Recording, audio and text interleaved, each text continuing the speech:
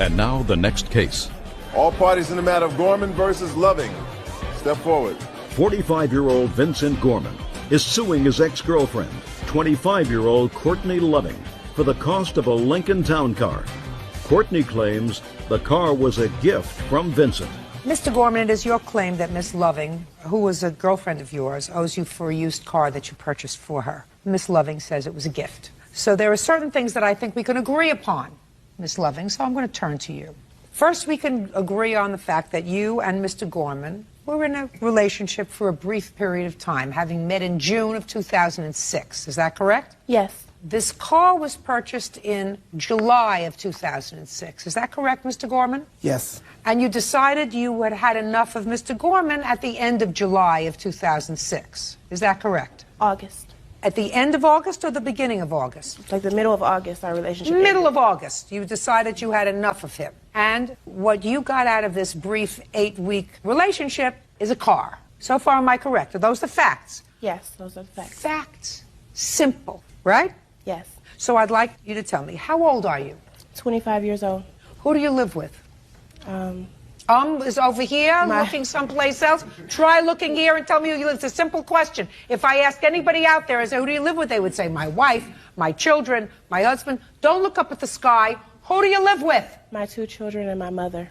How did you get to work when you met him in June of 2006? I had my own car. So you didn't need a car? Yes, which I expressed to Mr. Gorman. No, just a minute. So you didn't need a car? No. Did your mother have a car? No, she did not. So there was one car for the entire family? Yes. So it would have been nice to have 2 cars? Yes. How old are you, Mr. Gorman? 45. 25, 45. It's getting to be a stretch. You do understand that? Yes. Okay. Now, you want to tell me, sir, how it came about that this car was purchased and when it was purchased in July of 2006? It was purchased July the 22nd, 2006. Tell me how it came about, Mr. Gorman. We was riding down the street. In whose car? In my car. And she said, oh, baby, look, there's a Lincoln for sale. I said, okay, let's stop and see what he wants for it. So we stopped and we checked it out, and he offered the good price. So she said, well, you know, I really like that car. I said, well, do you have money for this car? She said, no, but I will have some money. She said, around about 30 days, I can get you some money if you purchase this car for me. So I said, how much? She said, I give you $1,000 in 30 days, and then $150. Did she say where she was getting the $1,000 from? She said that she was finna start working 12 hours a day, 7 days a week. Okay. So I gave her the money for the car. Did you write her a check? No, I paid cash. Let me see the bill of sale. Right here, yeah.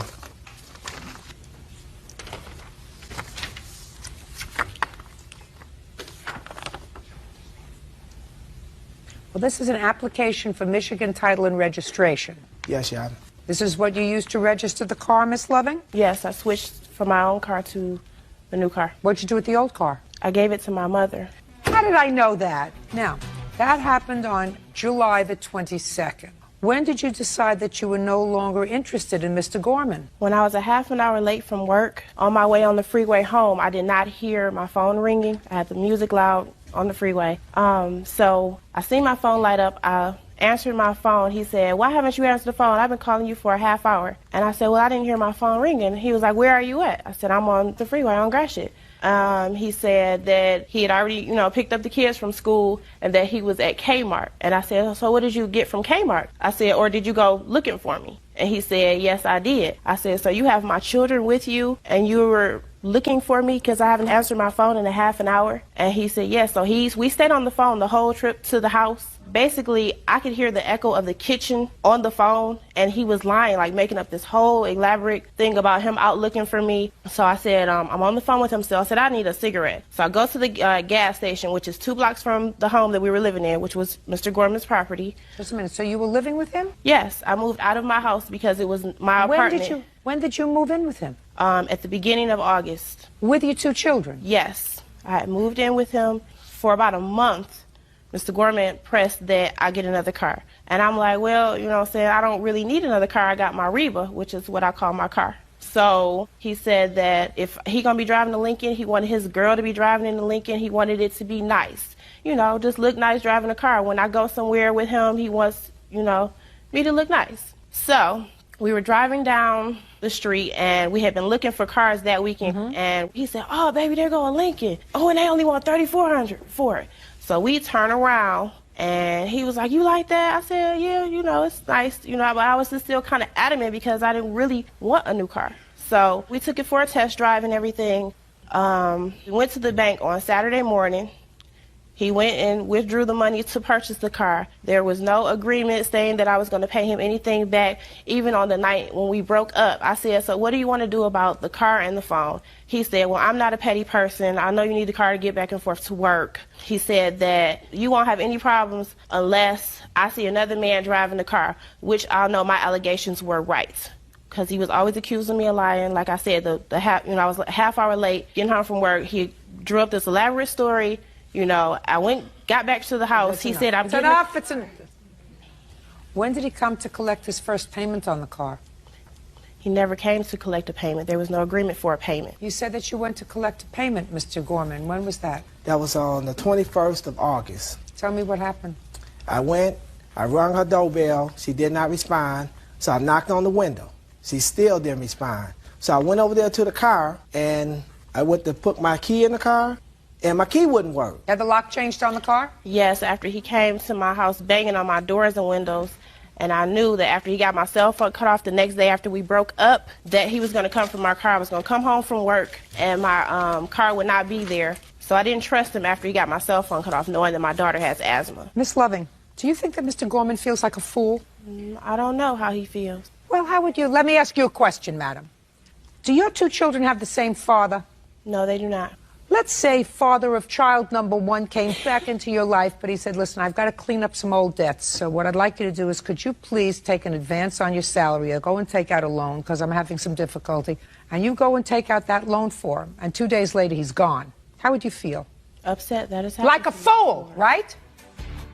So now you have a car and your mother has a car. And 3 weeks after he purchases this car, he doesn't have a car and he doesn't have his girlfriend. How do you think he feels? He probably felt upset. Like a fool. I asked him the Well, night we and broke when you up, said to him, what do you when you want? said to him, what do you want to do about the car? And the cell phone. No, forget cell phone. Bird, you see where it says signature of seller? That's where she's going to sign it. Right now. That's where she's going to sign it. Right now. Because he made a mistake with you, Miss Loving. No, he didn't. Sign it now. Right where it says seller. Because a couple of months ago, you said, what do you want to do about the car if I believe you? And he said, I'm not a petty person. All of a sudden, he's become a petty person. Now he wants the car back. Now you can give it to Mr. Gorman. He has his car back. Thank you very much. Goodbye and good luck. Thank you, Your Honor. Why is that excuse? May step out. Yeah, I feel she used me from day one. Real controlling, very insecure. I just gave her room to hang herself, and she did it. My children are going to have to catch the bus in the cold. Bring the judge, Judy, because she's real. 28-year-old Eugene Tonda is suing the mother of his children, 27-year-old Amanda Petrie, for money loaned to move out of his home. Amanda claims Eugene kicked her out while she was pregnant. Come to order. All rise.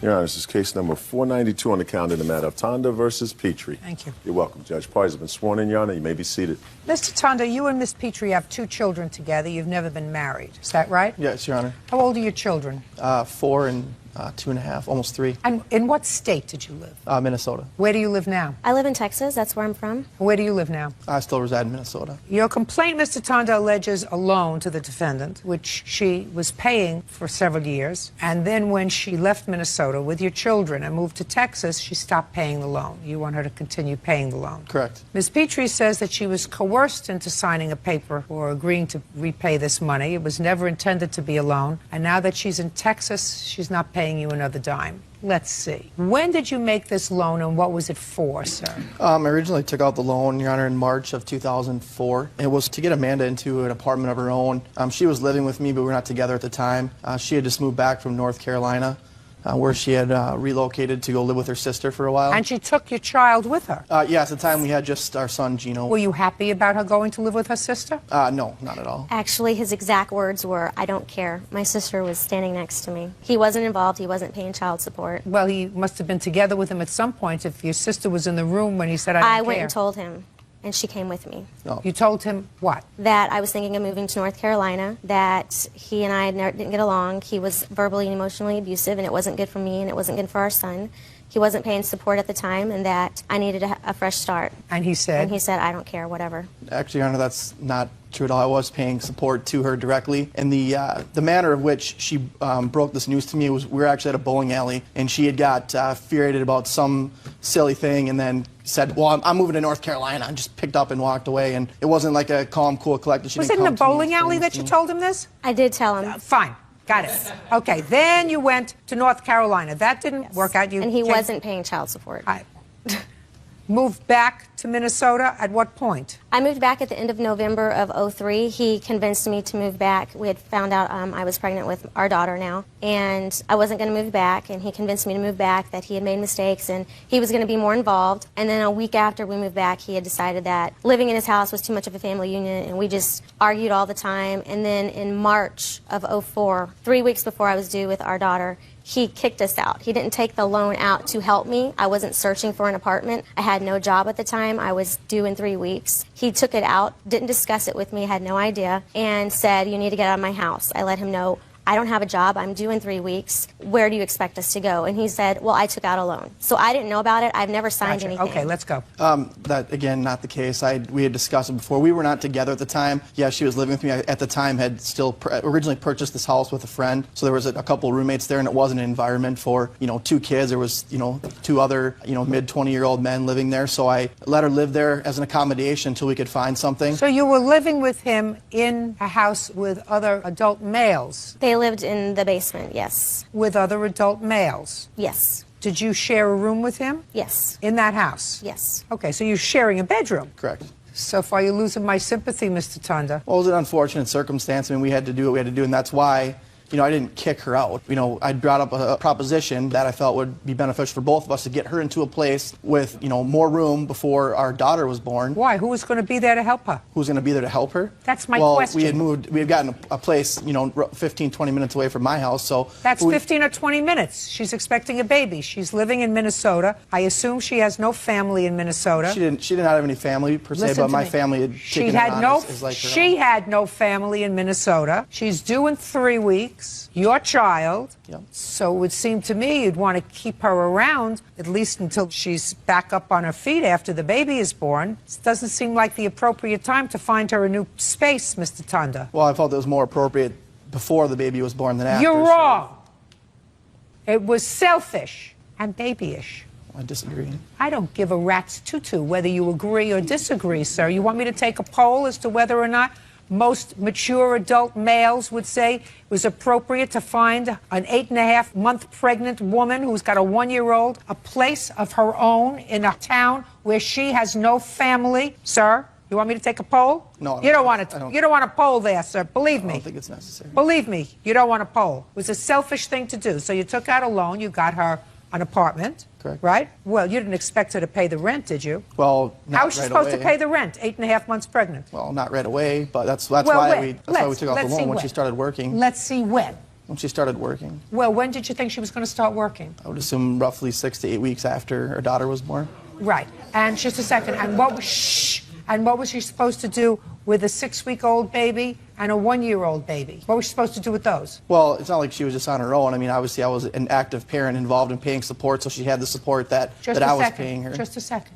That's not being an active parent. I don't understand. What's not being an active parent? Giving money is not an active parent. No, that was to help the situation. It wasn't. I'm not defining being an active parent by taking out a loan. Well, what did you do when she got this apartment by herself? Did you go over there every day? I was over there quite a bit, Did actually. you? That's not my question. Did you go over there every day to take care of your son? Well, I wouldn't say every day. Well, It was what in did you expect daycare. her to do with the baby and a new baby when you weren't there? What did you expect her to do? Your Honor, it's a circumstance where, unfortunately, we weren't together and it didn't work out. But I felt I did what I could to help her out, and my So family. then what are you doing here? My question to you, sir, is what are you doing here? You took out a loan to get her an apartment so she could be on her own after impregnating her twice. Well, I'm here to, it was, a loan is the key word. She agreed to pay, and she faithfully paid on it for 2 years on the loan. And then once I filed for custody of my children, because she picked up and moved to Texas with 5 days notice. Well, that was a bad thing for her to do, to pick up and move to Texas, if you were a good and involved father. Because she has only her best interest in mind, not the interest of the children, hence the reason that I filed for custody. And you only have the best interest of the children in mind. Actually, I do, Your Honor. Then what are you doing here? Judge Judy continues in a moment. She said, oh, that's the grandma. There are a lot of curse words that go on in a labor and delivery room. I guarantee you that she called you a couple of names, too. If she didn't, she probably meant to. And later today... Well, I paid over $900 to ship her stuff back, which... As well you should. I don't agree. Whether you agree with me, Mr. Potts, is not particularly relevant in my life.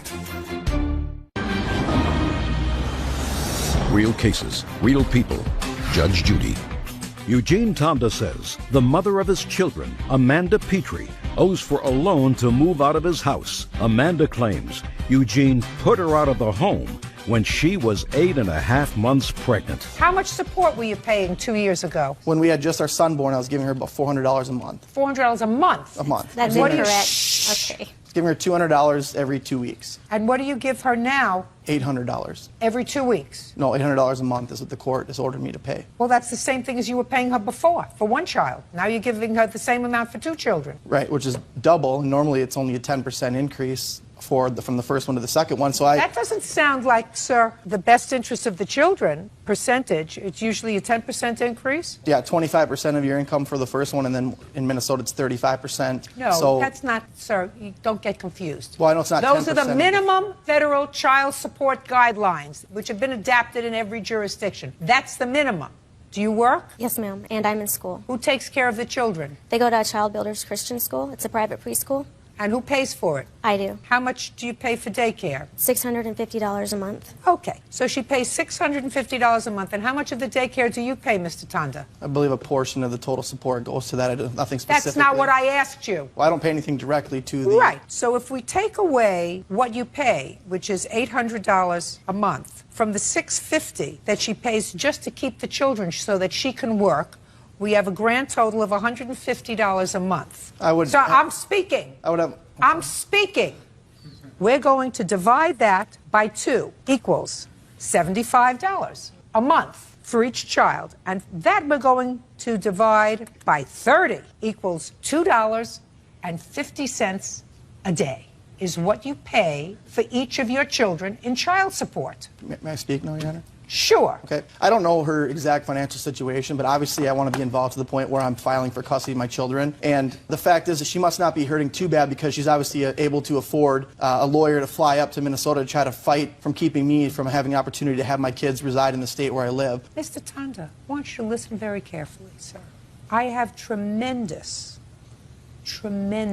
sympathy for non-custodial parents who don't see their children. And I have usually very little sympathy for custodial parents who pick up and move away and make it difficult for the non-custodial parents to see their children.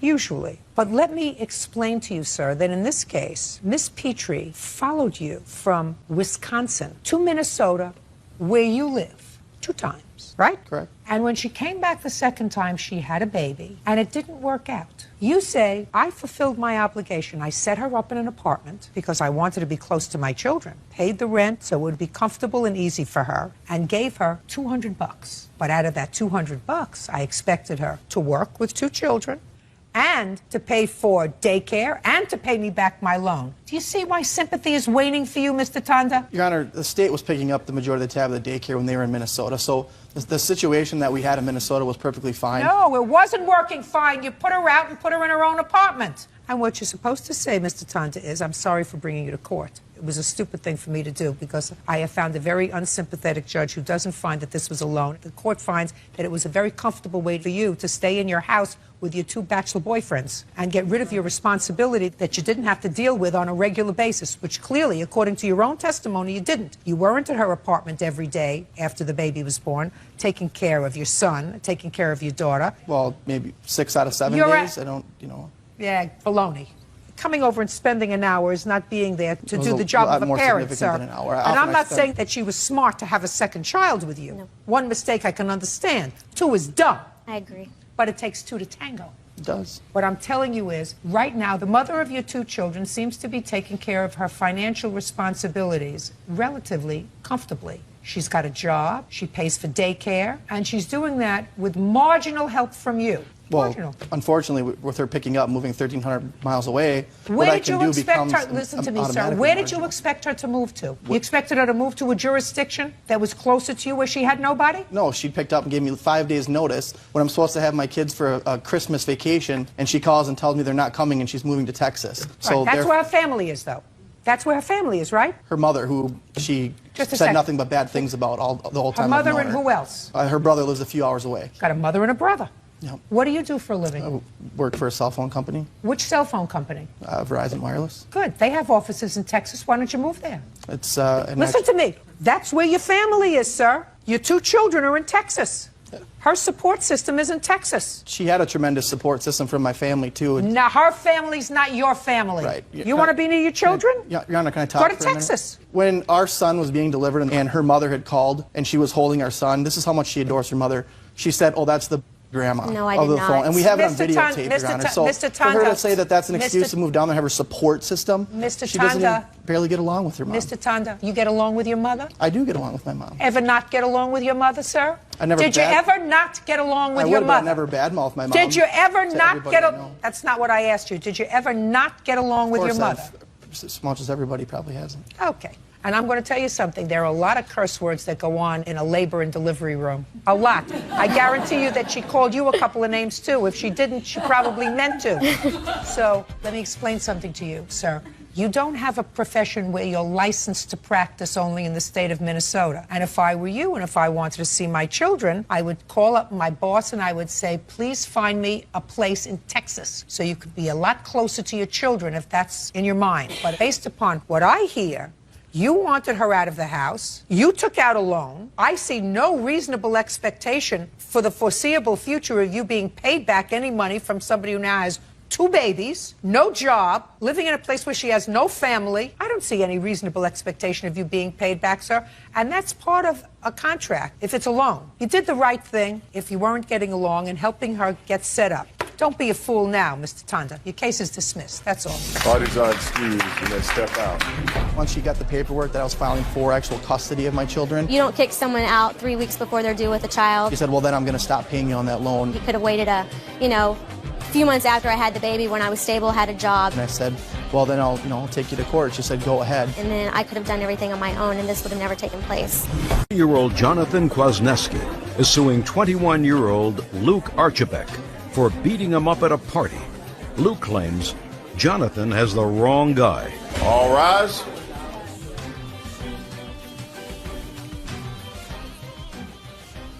Your Honor, this is case number 338 on the calendar in the matter of Kwasniewski versus Archibek.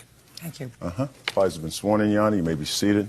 Gentlemen, have a seat. Mr. Kwasniewski, it is your claim that the defendant assaulted you at a house party. He says he did not assault you. He knows that you were injured. He doesn't know how that happened. He certainly knows it wasn't him. When and where was this party? It was on March 25th, 26th. I'm not sure where it was at. What do you mean you're not sure where it was at? Well, I don't know the cross streets where it was at. It was in Arvada, Colorado. Who took you there? My brother, he got a call from our friend Joel that there was a party going on. And sure enough, a bunch of guys not having anything to do, we decided to go. So you weren't invited by the people who were throwing the party? Yes. And as far as you know, none of your group was invited. You just were told that there was a party, and you showed up. Yes. How many of you showed up? 4, including myself. And where had you been before? We were at a buddy's house just hanging out, playing pool.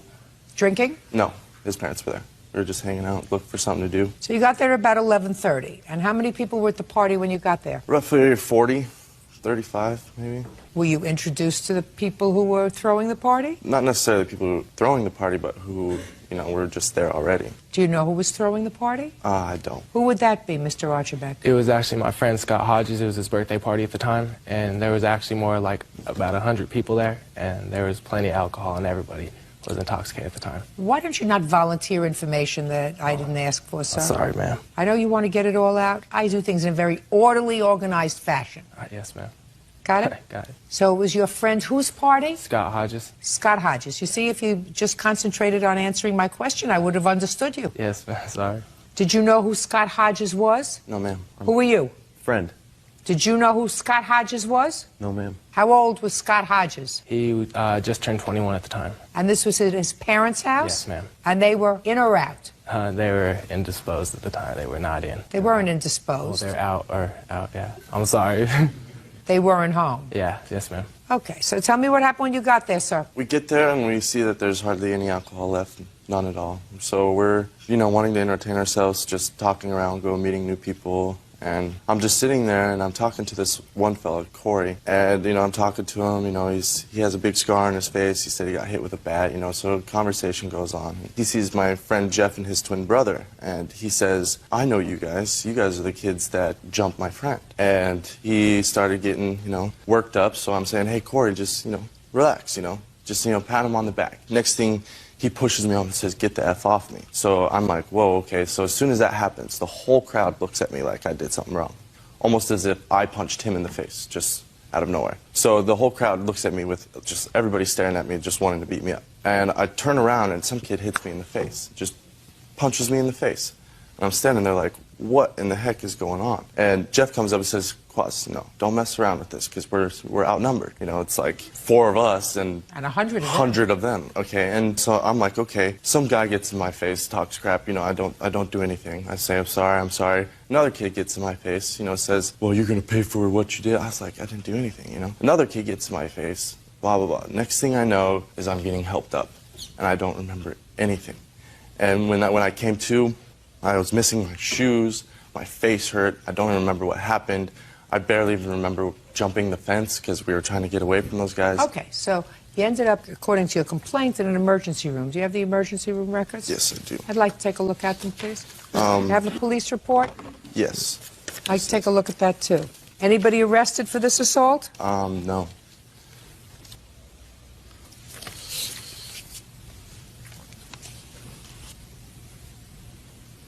You were there with 2 brothers. My brother and his brother. What's your name, sir? Jeff. Jeff what? Gerber. Stand up, sir. When, for the first time, sir, did you speak to the police? I spoke to the police about 4 days afterwards, after this happened. And what prompted you to speak to the police 4 days afterwards? They had called me.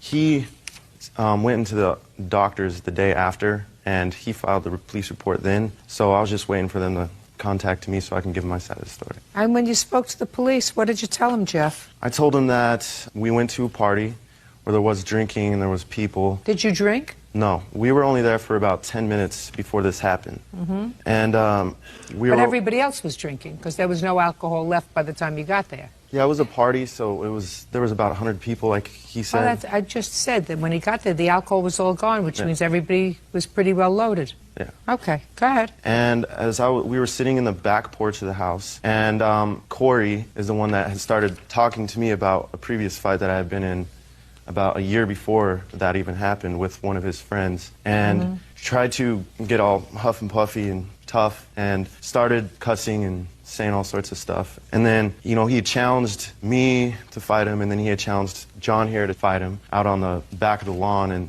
pretty much everybody heard that and just started coming outside and what's going on? And then I had seen John here get punched by a kid, I believe his name was Scott. Okay, so he got punched by a guy named Scott. He got punched by a guy named Scott, and then I told John here to just lay off. We don't want to get, jumped here.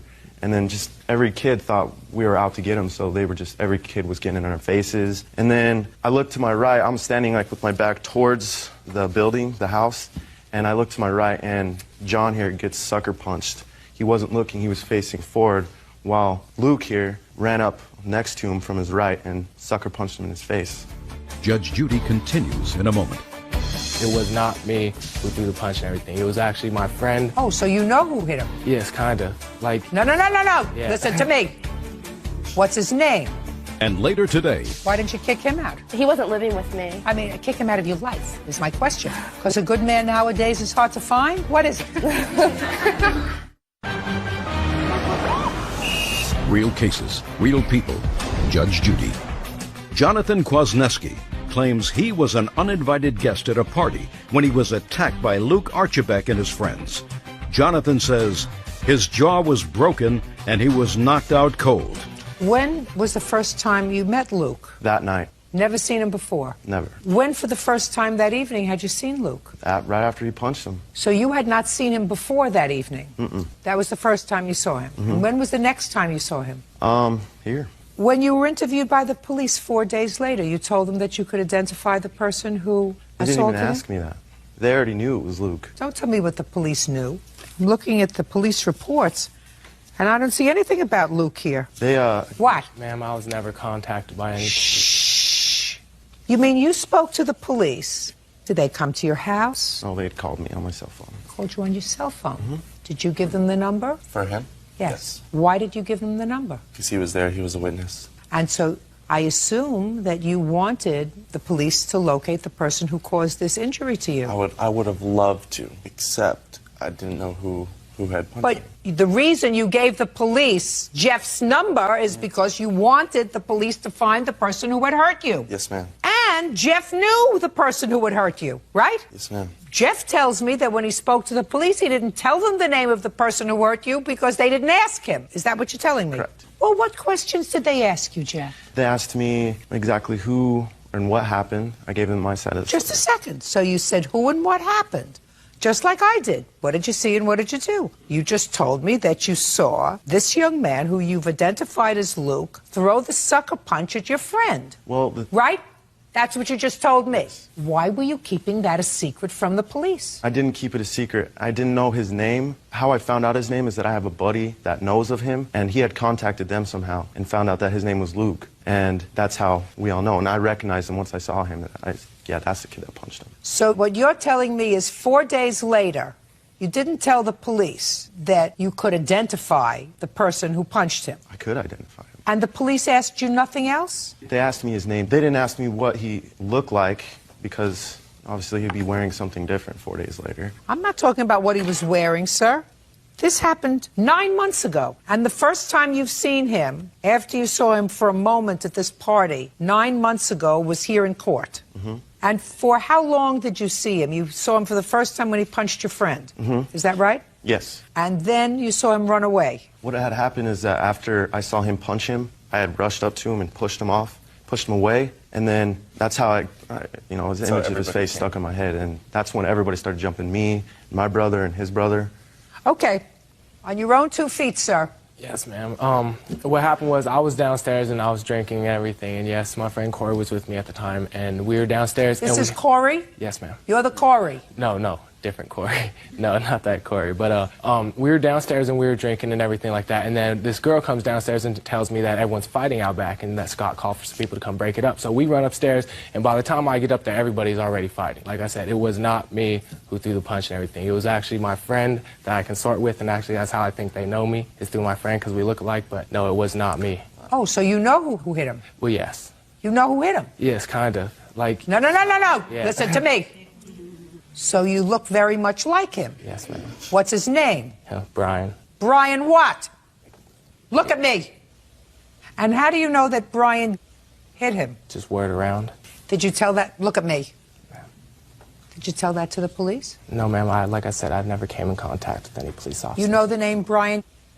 No, ma'am. You don't? No. Well, you didn't know anybody at this party. No. You just showed up. Very stupid. You're the other Corey. Yes, ma'am. What's your last name? Clendenning. Were you downstairs drinking? I was actually downstairs, not drinking, but yes, I was there. Tell me what you observed when you went upstairs.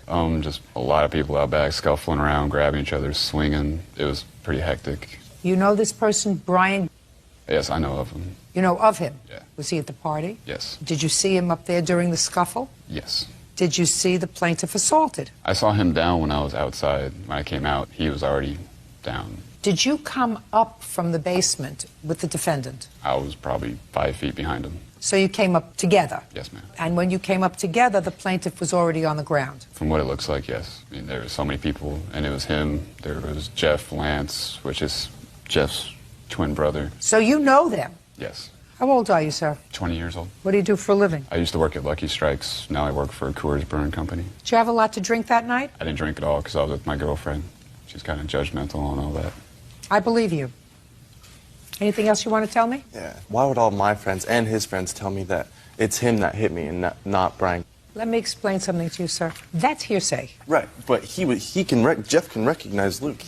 Jeff punched Luke in the face. You have to make a determination when you sit as a fact finder as to whether or not 9 months later, after glimpsing at somebody for a second during a fight, you can make an identification. And I have to be very satisfied, even though this is a civil proceeding, that if I'm going to find somebody guilty of assaulting you, I'm going to find the right person guilty of assaulting you. Right. So what do we have? We have clearly you were injured. Your jaw was wired up. Yes. You were pretty well knocked around. There's no question that somebody during that fight, either one person or more than one person, got the best of you. Yeah. No question about that. But you don't know who it was. Well, you don't know. You don't know who it was. Ma'am, he did the same exact thing to his best friend a month later. Ask him. Go ahead. I'm not asking him. I don't have his best friend here. This is not a free-for-all. This is not a one-stop shopping. What you have, sir, is a case where you say this young man assaulted you. He may have. But what I'm telling you is, sir, if this is your friend and your friend found out the name of the person who assaulted you 4 or 5 months later, which believe, then his responsibility is to call the police and say, I found out the name of the person. This is his name, because you have a serious assault. Police would have taken him into custody, put him in a lineup, and said, can you pick out the person who you claim committed the assault? This is not an appropriate lineup. 9 months later, when you come into court, and there's one person standing in the defendant's spot, and your friend 9 months later says, well, now I remember. I saw him for a moment 9 months ago, and that's the person. That doesn't give me a secure feeling about saying to him, you're the person who assaulted the plaintiff. Do you understand? Good. Case is dismissed. That's all. Parties are excused. You may step out. I'm pleased with this. She is a great, great judge. I caught her on Larry King last night. She's a great person, and I'm very happy with the way things turned out. Colleen Wilkes is suing her ex-boyfriend, Fred Johnson, for half of a tax return and bail money. Fred says Colleen is a vindictive woman. All rise.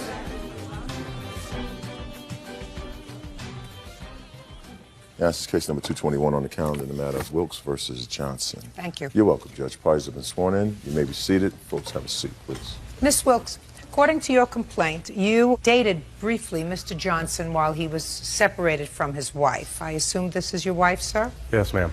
You are now back together again. Yes. But during the period of time that you and Mr. Johnson were dating, according to you, you paid all of the expenses with the understanding that he would reimburse you as soon as he got a job or started to get things done right in his life. Then you say that you paid some bail for him. Was it some sort of domestic situation, sir? It was an order of protection. It's a domestic situation. Yes. Mr. Johnson says that he owes you absolutely nothing, that you lived rent-free in his father's home when you lived together, that the money that you spent from your tax returns, which was the source of that income that you had when you were living together because neither one of you were working, that was your understanding, that that was in lieu of the rent that you were both supposed to be paying. Let me ask you this question, sir. When did you and Miss Wilkes move in together in your father's home? It's roughly around May Of what year? of 06. Your Honor, we've been together since first part of January, and it was the end of January that we moved into his father's home. Does that sound right? Yeah, it sounds All more right, so let's say than- February you were in his father's home. Where were you living before that? With my sister. And you? I was living with my wife, and then I moved out because of some problems that my son and myself had. Your Honor, he has a long history of domestic abuse. Listen, don't give me the whole story. I want to hear about what you claim he owes you. Yes. So you lived with his father from February until when? First part of May. Actually, the middle of May, we moved February, into an apartment March, together. April, and May. 4 months. Correct. And during that time, there was an agreement that there would be no rent paid whatsoever, and that both of us help with the food. And that is when Mr. Johnson told me that he would be happy to pay me back half of the state and federal taxes that I received. How old are you, Miss Wilkes? I am 41 years old. When was the last time you had a place of your own? I had my place the end of December is when I lost my place. And how long did you live in that apartment? I lived there for 4 years. You lost that apartment because you had no income? That is correct. Where had you been working? I had been working as a cook at a healthcare facility. When did you lose the job? In November. Are you working now? I am. Where? I am a cook at a domestic abuse shelter. When did you start that job? I started it about 3 weeks ago. What kind of work do you do, Mr. Johnson? I worked previously as security, but I am currently employed as a tow truck driver. Now, when you moved into your father's home, you were there for 4 months. Did you have a lease with your father? No, ma'am. Did you have an agreement with regard to rent with your father? No, ma'am. So you paid no rent? Correct. And you had no income? Correct. So you used Miss Wilkes' tax return for your everyday living expenses? Partially, yes. What else did you use? Plasma money. Went to plasma center. What's plasma center? Donated plasma. You donated blood? Yes. Well, you can't do that too often, Mr. Johnson, otherwise you lay down and you die. So what I'm asking you, Mr. Johnson, is did you have any sort of gainful employment in the 4 months that you lived with your father? Yes, I started working for Avalon Fortress Security When? in the 4 months. It was about April. So towards the end of your stay at your father's? Yes. So it would be a fair statement that you and Miss Wilkes lived off of her money? Yes. Well, that's untenable. Mr. Johnson, you didn't pay for anything. You have children? Yes. When you left your wife and you weren't working, and you moved in with Miss Wilkes to your father's house, who supported your children? Nobody.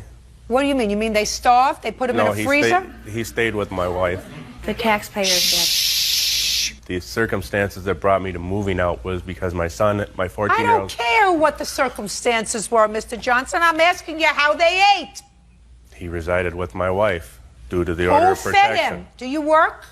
I'm on Social Security, and my son is also on Social Security. So Miss Wilkes is right. The taxpayers supported your children and your wife. How old are your children? My son is 14. So you have one child? Yes, that lives with me. I have 2 other children that are... My rights were removed from them when I was back in high school, and they were taken... Taken from whom? Me and my high school girlfriend. Mr. Johnson, you are clearly a study in responsibility. Yeah. Miss Wilkes, did you know all this about him when you... Listen to me. Look at me. Don't look over there. Don't look at the sky. You look at me. I knew Did some you of know most of this when you hooked up No. with him? No What way. didn't you know? I knew, Your Honor, that he needed some No, don't tell me serious what help. you knew. Don't tell me. That's the end result. Did you know he had 3 children? No, I did not know he had 3 children. I knew he had 1 child. When did you find out that he had 3 children? I'd say it was about the beginning of May. You didn't find out that he had 2 other children until May? He didn't tell me that he had lost them due to neglect. That's not what I asked you, Miss Wilkes. I asked you if you knew that he had the 2 other No. children. No. Is that right, Mr. Johnson? I told her When? when we started talking about my son, and I told her that there's 2 other children involved. In what month, sir? Probably mid-February. So in mid-February, you told her that you had 3 children? Yes. When you first started dating? Yes. That sounds right to me, Miss Wilkes. It doesn't sound right that he told you about that in May. I don't believe that. I believe that you knew an awful lot about Mr. Johnson. I didn't know he was as abusive as he is. Miss Wilkes, I'm not talking about abusive, madam. I'm talking about deadbeat. Yeah? I'm talking about Liar. irresponsible. And that you knew in February. Yeah? Your Honor. Speak not. That, Miss Wilkes, you knew in February. Yes. Then why in the world, madam, would a 41-year-old woman think that this man, who's just left his wife and 14-year-old son without a penny, not working, who has 2 other children that he has no idea where they are, parental rights were terminated, has never supported them, why in the world would you think this man was going to pay you back for your tax return money? Why in the world would you actually believe that? You have a point, Your Honor. I have a very good point. Judge Judy continues in a moment. You ever been married? Yes, Your Honor. How many times? Once. For how long? For 20 years. For 20 years? For 20 years I was How many good ones? Okay. And later today, Did you tell anybody that this young lady was stupid? No, ma'am. Did you tell anybody this young lady was ugly? No, ma'am. Oh, she's certainly not ugly. I don't know if she's stupid or not, but she's certainly not ugly. real cases, real people. Judge Judy.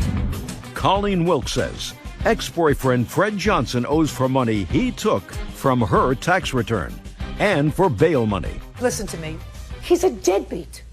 Will always be a deadbeat. Married somebody. How long are you married? 7 years. And you have a 14-year-old son? From a previous marriage. And that child lives with you? Yes. No. He's when does that child live foster with you? home. Shh. Right now, he doesn't live with me because he chose to have the county take care of him and put him in a foster home because of an altercation that Listen to happened me, between Miss me and him. Wilkes. Are you following me? I am. Are you I following am. me? I'm sitting here. Open up those eyes. I hear you. Smell the roses. If Yeah. all it cost you was your tax return. But listen to it's me. more than that. It's more than the tax return. There's also bail that I had to put out on him. Just he a cost second. me my job Just over a second. lies. Listen to me. Did you have to bail him out? Yes, I did. Why? I bailed him out because his wife had a restraining order against him. Yeah. He went into the neighborhood where she lives. Because he was picking up mail for your sister. He was picking up mail with me With when I you, told him not for to. which, but you took him anyway. Listen to me. You took him anyway. You told him not to come. He said, I want to come, and you took him anyway. Yep. And then when he got arrested because he was in the neighborhood of his wife, you bailed him out. Yeah, and then he put me in jail, and I had to bail myself out, and I lost my job over his lies. You ever been married? Yes, Your Honor. How many times? Once. For how long? For 20 years. For 20 years? For 20 years I was How married. many good ones? Okay. Why in the world would you want to hang your star on that hook? I have no idea. I keep asking myself that same question. And if how you I got did that. out with this abusive deadbeat and all you lost were a couple of bucks, I mean, unless you have a drinking problem or a drug problem and you can't, No. you know, you don't. I didn't think you did. You Fortunately, know, I you're a don't have clear-eyed, nice lady. Thank you. Clear-eyed, nice lady. Excuse me, Your Honor. Too desperate. Your Honor, What? she does have a drinking problem and a drug problem. Really? She does? Mhm. What do you have? A problem with not holding a job. You have a problem, sir, with coming to terms with the fact that you're not 12 years old anymore. That when you make a mess, you got to clean it up yourself. What you've done is you've created a life for yourself, sir, of total irresponsibility, of sucking off the people that you're living with, sucking off society, and that's irresponsible. I mean, the truth of the matter is, I would love to be able to say, pay her back all the money she laid out for you. But I don't think she laid out any money for you with an expectation that she was going to get paid back. Put your hand down, Miss Wilkes. Listen, good riddance to him. Use your good judgment. You know, you can usually tell by history when someone is that age what they're going to be like. They don't tell you, unfortunately, that I'm Well, they may not tell you. That's why you have to look at their history, Miss Wilkes. Do you I understand? know. Take a job resume, like, yeah. That's right. Good luck to you. Case is dismissed. That's all. What is your excuse? You may step out, sir. Wait there. I don't feel he was honest with me or Judge Judy or even with himself. I asked for my phone and she grabbed it and threatened to break it. He's held me down, put bruises on top of me. She bit my arm and pulled me down on top of her. I did bite him because he was holding me down. I'm just I want her to leave me alone. I don't think he knows what the word honest means. And now the next case. All parties in the matter of Johnson versus Jones. Step forward, please. 24-year-old Nicole Johnson is suing her neighbor, 23-year-old Sally Jones, for the cost to fix her car. Nicole claims Sally's son, 5-year-old Darian, scratched her paint job with rocks. Miss Johnson, your complaint is that Miss Jones's son, that would be this little tyke over here, vandalized your car with some sort of an implement. You want her to pay for the damage. Miss Jones says, well, she's not sure if her son did it. And if he did it, he had an accomplice of similar age. And why aren't you suing the accomplice too? That's your defense. Yes, ma'am. Well, Miss Jones, let me ask you this question. If you believe that your son was responsible for part of the damage, you would acknowledge that and would be prepared to pay for part of the damage. Would that be a fair statement? Yes, ma'am. What proof do you have that Miss Jones's son, because you didn't see it, vandalized your car? I have a witness who says she saw him do it. Okay. When did this happen? July 11th. at approximately 7:30, 8 a.m. And the witness that you had would be this little girl? Mm-hmm. And she's 5? Yes. Whose child is she? One of our other neighbors. Her name's Angela Twyman. And what's her name? Michaela. Michaela, would you like to come up and talk to me? There you go. Okay. You all right? Okay. Hi, Michaela. You know who I am? You don't know? Do you know why you're here? And you don't know why you're here. Who did you come with today? Oh, I see this is going to be interesting. Do you know this little boy? Is he a friend of yours? Do you know Miss Jones? Is she a neighbor of yours? Can you talk? Can you tell me your full name? Let me hear. Michaela. And what's your last name, Michaela? Michaela Twyman. Do you want to talk to me about what happened with Miss Johnson's car? You want to tell me what happened? Okay, tell me what happened. He spit on a car. He spit on the car? Did you see him do that? Did you see him do anything else to the car, Michaela? What else did you see him do? He scratched it. What did he scratch it with? A rock. Did you see him with the rock in his hand? Did you have a rock in your hand? Was anybody else with him when he had the rock in his hand? No. But you're sure you saw him scratch the car with a rock? After you saw him scratch the car, Michaela, did you go and tell anybody? Who did you tell? His parents. His parents? Oh, did you tell them right away? Okay. You can go and sit down now. Thank you. So Michaela came and told you that about that? No, ma'am. She never came and told you about it? No, ma'am. Did she tell you? I called. I assume that from the way the marks are, they're huge, just circles, scribbles, they're all at very low positions. I assumed it was a child, and I assumed that if I asked enough children, one of them would tell on the other. So I called her parents and I said, you know, later on today when the kids are home, please ask them if they saw anyone playing around Miss Nikki's car. And in the background, I could hear her say, I did, I saw Darian. And her mom said, well, will you do me a favor? Will you go outside and on Mommy's car, will you touch the spots that you saw him touching on Miss Nikki's car? And she said, okay, she's touching the hood, the driver's side door, and the passenger door on the same side as the driver's side. And she said, is that right? And I said, yeah, that's exactly where the damage is. Tell me your name. Darian. Darian, I want you to come up here and sit up here and talk to me. Trouble, a handful. Yes, thank you. I do know that. A handful. Okay. Tell me, Judge. Okay. Me and Michaela did it. You and Michaela both did it? Well, tell me how that happened, Darian. Me and Michaela had rocks. Well, how many rocks did you have in your hand? 1. And where did you get the rock from? Off the ground. And what about Michaela? Did she have a rock too? Yeah. So why did you decide to scratch Miss Johnson's car? I don't know. Well, does your mom have a car? Yeah, gray. Gray. She has a gray car. Darian, if you saw children scratching your mother's car, would you be angry with them? Because that's not the right thing to do, right? And your mommy would be very upset that somebody scratched her car, wouldn't she? She would be sad. Are you ever going to do that again? Because you know you can get into trouble for doing that to other people's property, right? How many marks did you make on the car? And how many marks did Michaela make on the car? So you made more marks than Michaela. Did Michaela make bigger marks than you or littler marks than you? She made smaller marks than you. Show me with your hands how big were the marks that you made on the car. Big ones. And she made little ones. Is that right? She made little ones, and show me your size. The ones you made were bigger ones. Now, when your mom asked you about Miss Johnson's car, did you tell her the truth right away? My dad. You told your dad the truth right away? And what did you tell him? I scratched it. And when did you tell your mom and your dad that Michaela was there too? I didn't tell him. I only told my dad. When did you tell your dad that Michaela was there too? Did you tell him right away, or did you tell him later? Right away. Okay.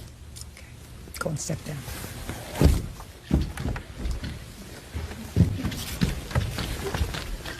I have a feeling he did a little more damage than Michaela did, but my sense is that Michaela was there, made a few little marks. And in his own 5-year-old way, he really told me the truth about that, because I don't know how many scratches were on the car, but clearly he said he did more than she did. And when I asked him, you saw, how big were her scratches? He said, well, they were really teeny. Mine were bigger. Well, one gets the sense that at least he's telling the truth, that there was some co-participation. And she said that she helped him wipe them off with the spit so that he wouldn't get into trouble. That's what she told her mom. Oh, okay. She said, I helped, he spit all over the car and I helped him rub them off, but they weren't coming off. Okay. So you get it. Okay. So I think that Michaela's folks have to be responsible for some of the damage to the car. I also have rental car receipts because they said it's going to take 4 to 5 days. So I have $182.04 because they won't do it on the weekend, not all of it, and I work about 45 minutes from home. Okay. So I have a rental car receipt for $182.04. $422. That's half. Judgment for the plaintiff in the amount of $422. Thank you. All right, Thank you. Smart, but a handful, Miss Jones. Thank you. Well, I mean, it was 7:30 in the morning, and a 5-year-old child shouldn't be outside by itself. Kids being kids.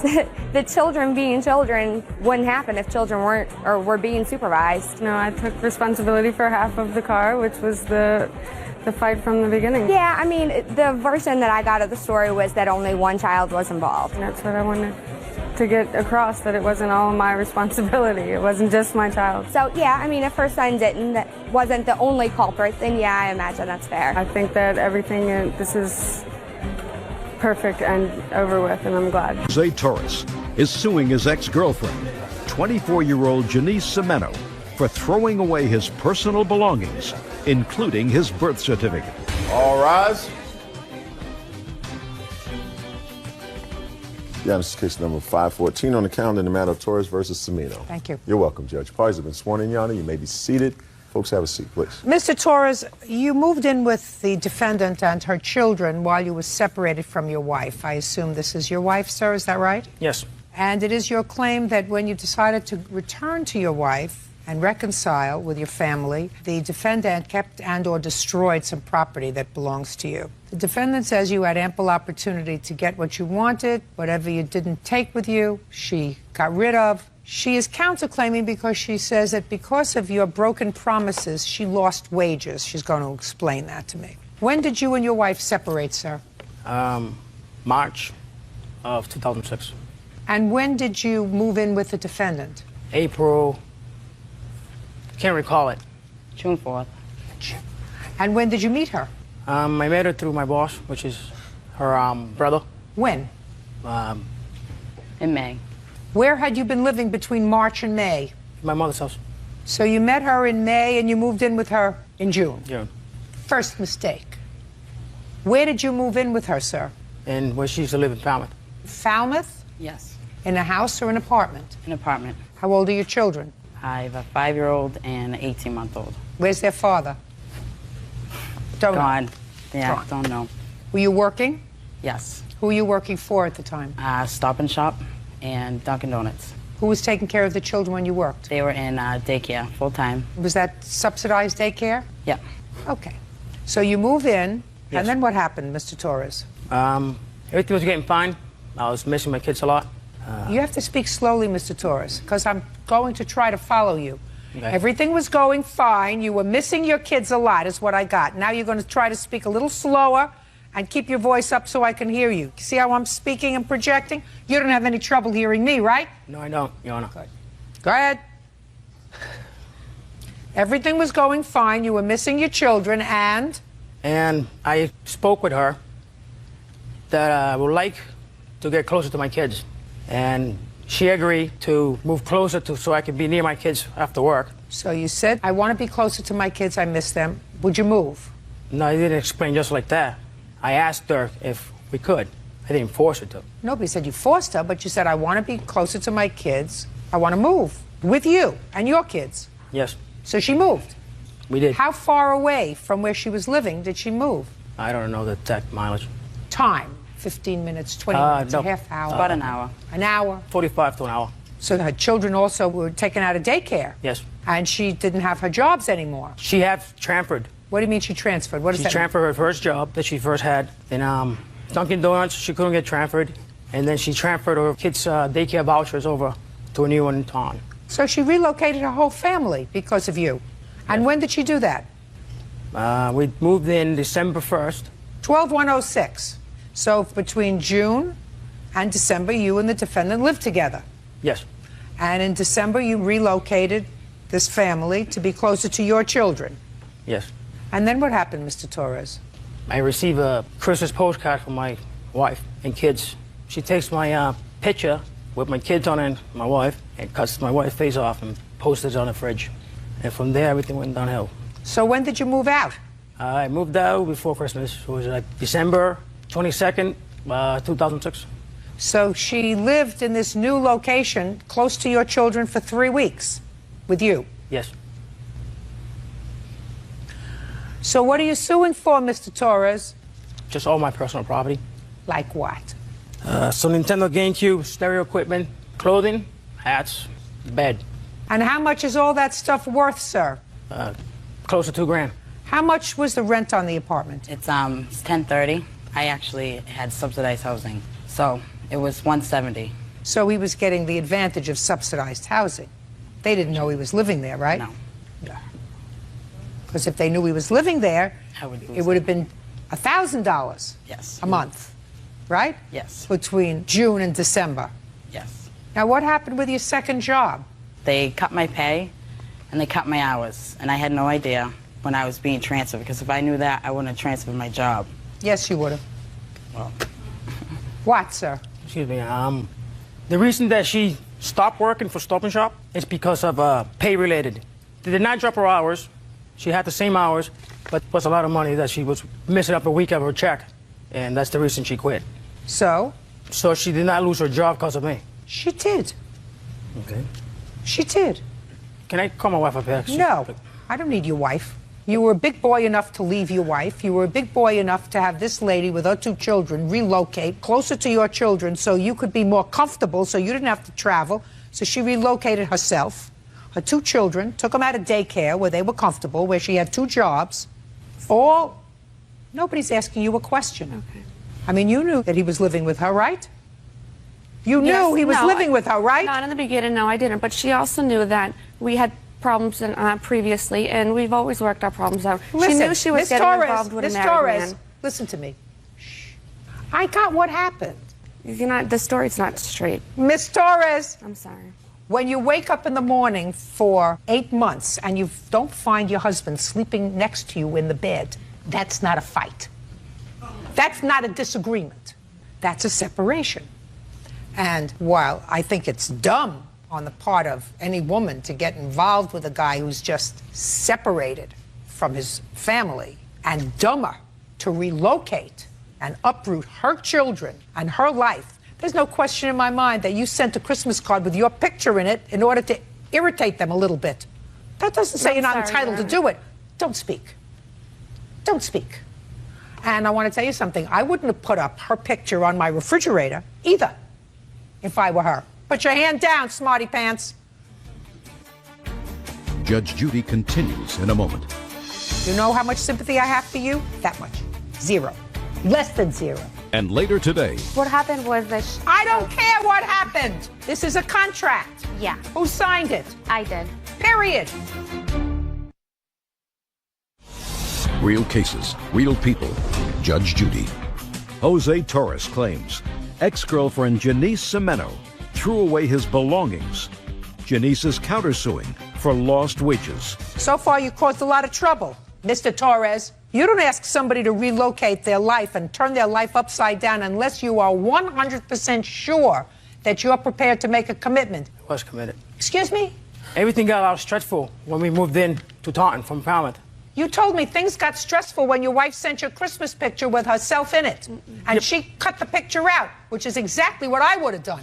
Prior to that... Exactly what most women would have done. Cut out the picture of your wife. Excuse me, Your Honor. Put your hand down and don't speak. Prior to that, Your Honor, we were having the problems with her jobs. She was getting a little bit of stressful. Was she stressful between June and December with her job? No, she wasn't. Because, see, everything was nice. She had 2 jobs, she had daycare, then she relocated, and then she had stress. It was your fault. You get where I'm going, Mr. Torres? No, I don't. No, I don't. Well, and I'm sorry. I'm sorry for you. I'm sorry for your wife. I'm sorry for your children. You should get where I'm going. Bird gets where I'm going. The 50 or some odd people out here get where I'm going, sir. And if you don't get where I'm going, there's something missing up here. Now, what happened to his property? I called him from my sister's December 23rd, and I said, you need to come meet me if you want your belongings. He said, I don't want them. You can throw them away. You can burn them. I don't care what you do with it. So I got rid of all his clothes, his hats, because what do I want with it? When did you get rid of them? Most of the stuff was on that day. I got rid of it. Okay, because you were pretty angry. Yes. So whether he told you to get rid of the stuff or he didn't tell you to get rid of the stuff, you would have gotten rid of the stuff anyway. Exactly. Right. Yes. Okay. Now tell me about it when he left. Tell me about what happened when he just walked out of the house without his clothes or anything else. He was a mess. He came back from work and he was drunk. And he'd tell me, going home to my wife and going back to my kids. And I told him continuously, I said, Jose, I'm not going to move unless, you know what I mean, you're going to be with me and stay with me. I'm not going to move to Taunton if you're going to go back with your wife. And that's what happened. He up and left. It's a very stupid thing to do. And what happened to his entertainment center? I have his speakers, and I asked him if he wanted them, and he said no. Put your hand down. You know how much sympathy I have for you? That much. 0. Less than 0, if that's possible. You have his bed? Yeah, what happened was when we lived in Falmouth, I got rid of my bed, and he brought his bed. So you got rid of your bed Yes, and I took did. his bed. He doesn't get the bed back. What else? Yes. There's the Nintendo GameCube, which my son plays with, I mean, but... What? I got a list if you want to see it. I don't care to see your list. Okay. She threw away a lot of stuff when you left, which is probably what I would have done if you left. You left, you're not there, you didn't take your stuff, goodbye. Stuff goes in the garbage. Leave, Your Honor. But she has your speakers. What else do you have of his? I have his VCR, if you'd like that. Okay, good. And his digital camera. Okay, I want you to box those things and get them out of your house. Okay. Within 5 days, he's going to pay the cost of putting it in UPS or the post office or whatever. Okay. Excuse me. I really need to speak because he did not get the story out the right way. He's very nervous. He doesn't know exactly what to say. He was buying back his own property. She did not offer to give it back to him. I don't care whether she offered to give it back to him or He not. offered to give her money. She checked off that he could get his own property with police escorts. And we I went went, and she Good. said she threw it away. Good. You said it now? You happy? No, there's a lot more to it. I'm not interested in a lot more. I got the general gist of it. Your husband? You didn't Your because husband? you didn't explain it right. Don't speak. Your husband left you, not because of her, because he didn't meet her for a while. She got separated from her to take a part of time from each other. She kicked him out. Just a second. Then if you need time, Mr. Torres, to decide what you're going to do, is that what you're telling me? Is that what you're telling me? You needed time to figure out what you were going to do? No, we just need time away from each other. Then you don't move in with somebody else and dislocate them from a life. Do you understand that? Do you understand that? I understand that, but I didn't do that. Yes, you did. Yes, you did. You moved in with somebody else. If you want to take time away from your wife and see if the relationship can be put back together again, you do not move in with somebody else just because it's comfy. Do you understand? That's Yes, what I you do, did. but I didn't do that exactly like that. Get mad. Speak up. Huh? Mr. Torres, your wife may not want to acknowledge it, but that is precisely what you did. She did not handcuff you and tie you to her bed. From June of 2006 until December of 2006, you shared the defendant's bed, you shared her life, you convinced her to move and relocate to be closer to your children. That's what you just told me, sir. No, I you did not told convince me her. We that you agree wanted on. her to move closer. But I did not force her to do it. Listen, those are the things that you're getting back. Period. End of discussion. Let me explain something to you. You don't get awarded money for stupidity. You don't pick up your life and relocate for a married guy. And if you do so on a promise and a prayer, courts aren't here to help you. You have to understand that. His wife doesn't get it because she prefers not to get it. He didn't go and move into a room in somebody's house while they were trying to work out their problems. He found it more comfortable to be in your house, living with you. And she thinks that's your fault. That's not your fault. She's angry at the wrong person. She should be angry at him because it was his choice to move in with you, and it was his choice to move into another apartment with you. It was his choice. He was more comfortable living that way while he was figuring out what to do with his marriage. So her anger is misplaced, and I don't want to hear about it. So you get your property back. The stuff that you just mentioned, sir. Other than that, you get nothing. I'm dismissing her counterclaim because, unfortunately, the law doesn't permit her to have a counterclaim for her own acts of misguided love and affection and your promises that you were going to be with her. Law doesn't permit I ain't that. made any promises. Get out of here.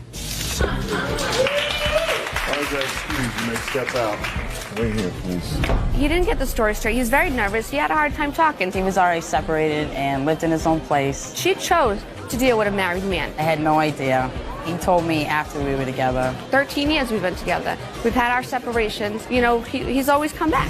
Mary Fabrini is suing her estranged husband, David Fortier, for the cost to change the locks on her home and for breaking her windshield. All rise.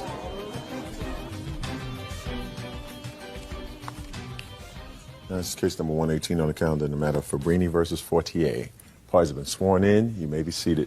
Ms. Fabrini, this is your husband. You are currently separated. You have children together, and you have two claims against him. Yes, Your First one is that you caught him trespassing in your home, as a result of which you had to change the locks in the house. You want him to pay for the changed locks. And on the same date, he was angry and vandalized your car, and you want him to pay for that. Mr. Fabrini does not deny that he was in the house. He said he was supposed to be babysitting for the children that day, and he does, however, deny that he did anything to your car. So I have some questions. How long have you been separated? Since 2003, Your Honor. I've changed my... Just a second. Sorry. Are you legally separated? Yes, we are. I have separation papers here. Okay, so you have a legal writing, but there's never been a judicial determination of separation. Is that right? Yes. Is that right, sir? Yeah. How long were you married? Well, we've been together 16 years. And how many children do you have, Mr. Fortier? 3. How old are they? 13, 12, and 7. Been separated a long time. Is there any reason why you're not divorced? I don't want a divorce. I mean, we pretty well set our life, and instead of trying to make it harder, I'm trying to make it get back together for the sake of the kids, not just for the selfish reasons. Did you stay in the marital home, Ms. Fabrini? No.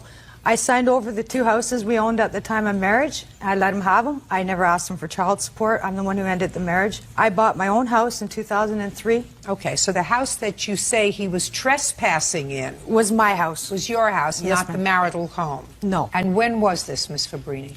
On June 1st. Okay, tell me what happened. I came home from work, and Mr. Fortier was sitting at my kitchen table, and I asked him how he got in the house. He obviously stole keys from me. I've never given him a set of keys to my house. Of course, he denies it. I don't know if you're still denying it, but... Well, just a second. So on June 1st, you found him sitting at the kitchen table? Yes. And what did he say to you when you confronted him? He denied the fact that he had my keys, and I asked him what he was doing in my house, and he was waiting for the children to come home. And I told him, you're not allowed in my house unless I invite you in. So he refused to give. We had an argument. I kicked him out. So he was kind of like angry with me. And what happened? He left, and I just forgot about it, did my own thing with the kids. And that night I went to bed, and the kids told me... Don't tell me what the kids told you, because that's hearsay. Well, the next morning when I woke up, the windshield in my car was smashed. So I figured he did it. You have any proof that he did it? Yes, Your Honor, I do. I'd like to hear the proof. I have a witness. Witness's name? Sabrina Weeks.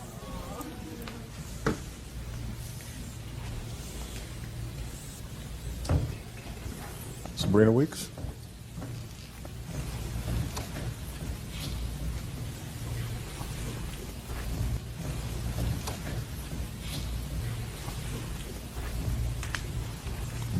Raise your right hand. Do you swear to tell the truth in these matters? Yes. Can't hear you. Yes. Sabrina, how old are you? 12. And how do you know Miss Fabrini? Her daughter. My daughter. She's her best friend. Okay, is that how you know each other? Yeah. She sleeps over at my house all the time. Okay, were you sleeping at Miss Fabrini's home on June the 1st? Yes. Did you witness anything with regard to her car? Yes. Tell me what you saw. Okay, I was sleeping over, and we were sleeping, and me and her heard a loud crash, and we went to look at the window, and we saw Dave with a crowbar over by the car. And you sure it was Mr. Fortier? Yes. Mr. Fortier, how did you get into the house on June the 1st? Well, I had keys. You had keys. Where did you get the keys from, sir? Well, I had them from, she gave it to me to come and babysit. Sorry, Your Honor. Stop. Miss Fabrini, don't say anything. Now, Mr. Fortier, do you pay child support for your children? Well, no, but... The answer is no. No. Why not? Well, I still pay for stuff around their house. What do you pay for regularly? The car. Her car insurance. Your Honor, Do you not pay child support, sir, because your wife never asks you for child support? No, well, she should have asked. If she wanted to, just ask. Mr. Fortier, put your hand down, please. Do you have a lawyer in this matrimonial proceeding? Right now, no. Mr. Fortier, do you know my background? What kind of work I used to do before I did this work? No. I was a judge in the family court, and I was in the family court for 25 years. And you don't have a lawyer, so I feel comfortable about giving you this advice. It's both personal advice and professional advice, sir. And I don't know whether anybody's ever said it to you. You look like a very nice man, but you look like a sad man because you don't have your family with you. Is that a fair statement? Yeah, correct. My sense from you, sir, is you don't have your family with you. And there is good reason that you and your wife are not together. She wanted out of this marriage so badly that she gave up certain rights that every one of the states of our union mandate, which is that a non-custodial parent pays child support. There isn't a judge in this country that would permit, without serious inspection, an order that said that a non-custodial parent wasn't paying child support. You haven't paid child support for 3 years. So my sense is that your wife wanted out of this marriage that badly that she said, you take the houses, you take the property, you take everything, just give me my freedom. Yeah, that's her saying. She makes it sound like it's been hell, but... Just a second. I understand what you're saying, but what you're saying is that you don't want a divorce because you want your family back together. Mr. Fortier, you're 40 years old. You're a young man. It's young. Believe me, from where I'm sitting, 40 is young. I would take it tomorrow, Mr. Fortier. I'm giving you advice that some people would pay a lot of money for. You've got to put a period and move on. Not with your children. Your children will always be your children, and they will only have one father. There's no question about that. They're old enough to know that you're their father. Nobody's going to substitute for a father. You're their father. But this lady doesn't want to live with you anymore.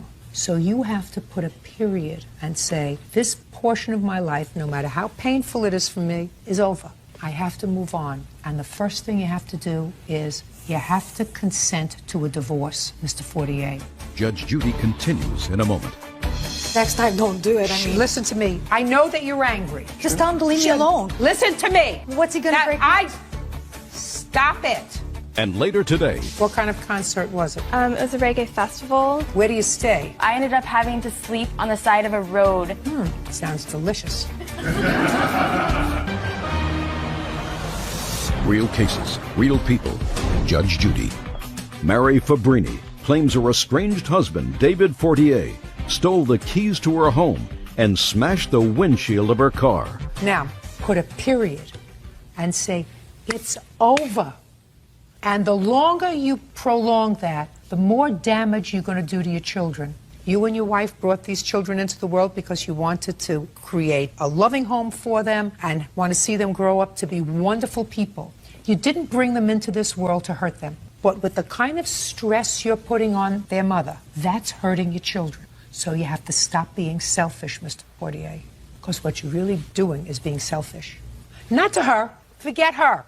But she's the custodial parent for your children. She takes care of them. And what you're doing is creating a stressful environment for them. And you have to stop. Really, you have to stop. Because not only is it bad for them, it's also not right for you. You're 40 years old. You have to give yourself a chance to go out and have another life. You're young.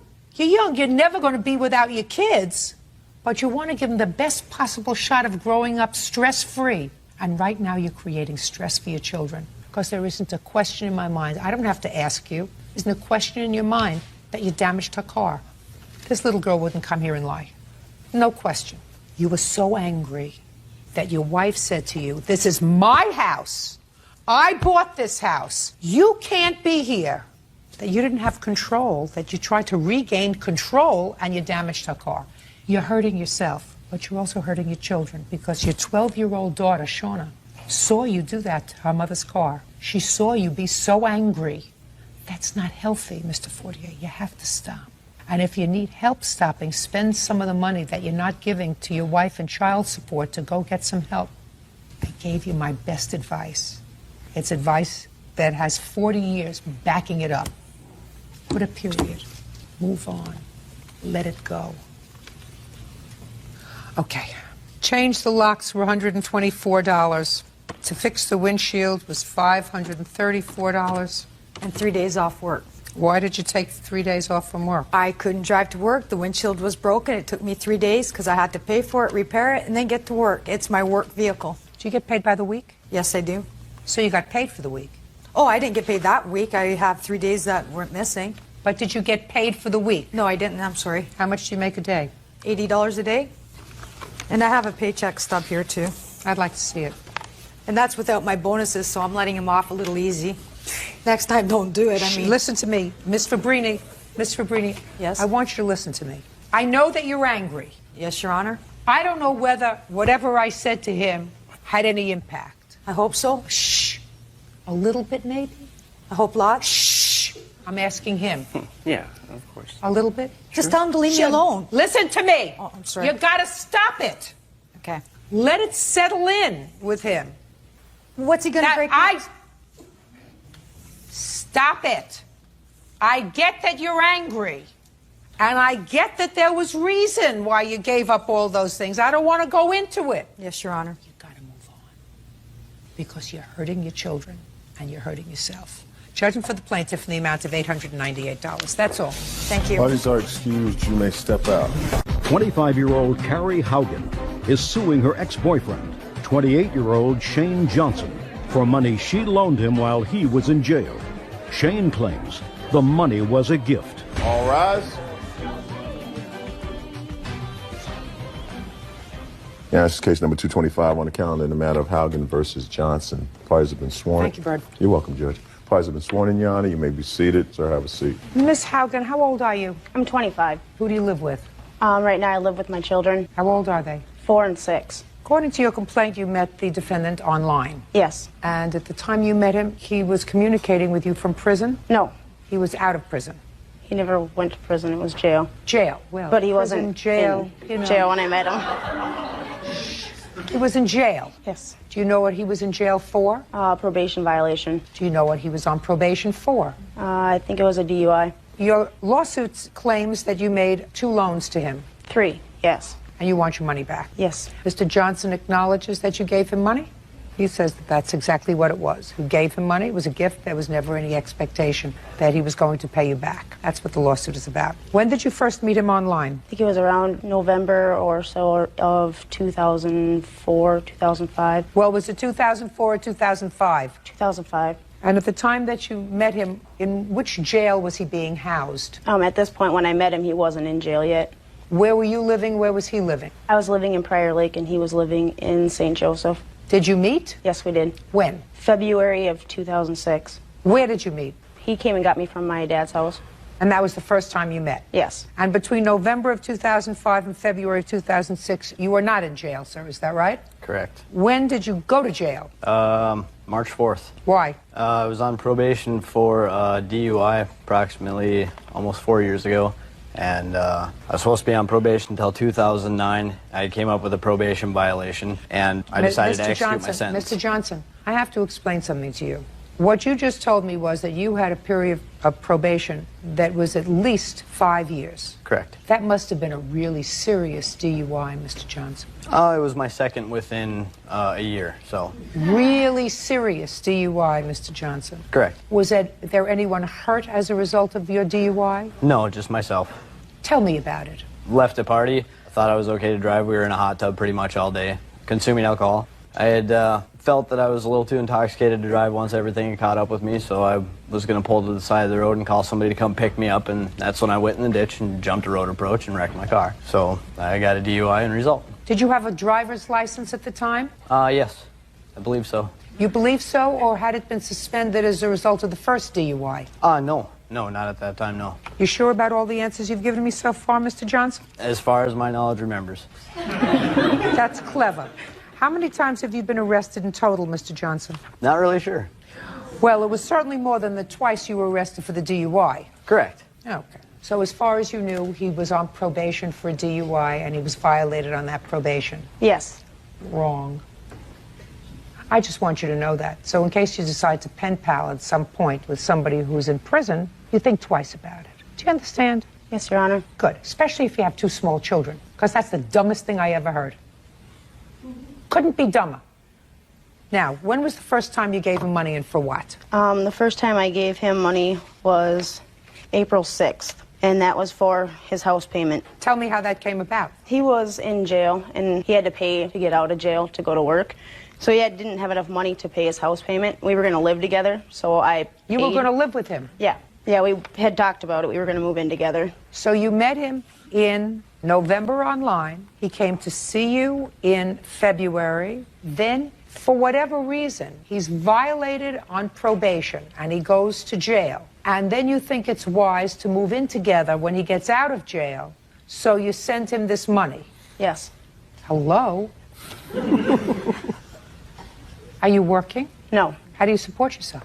Right now, just with my child support. And how much is that? It was at $723 a month for one child, but I lowered it to $545, and then I get $400 for my other child.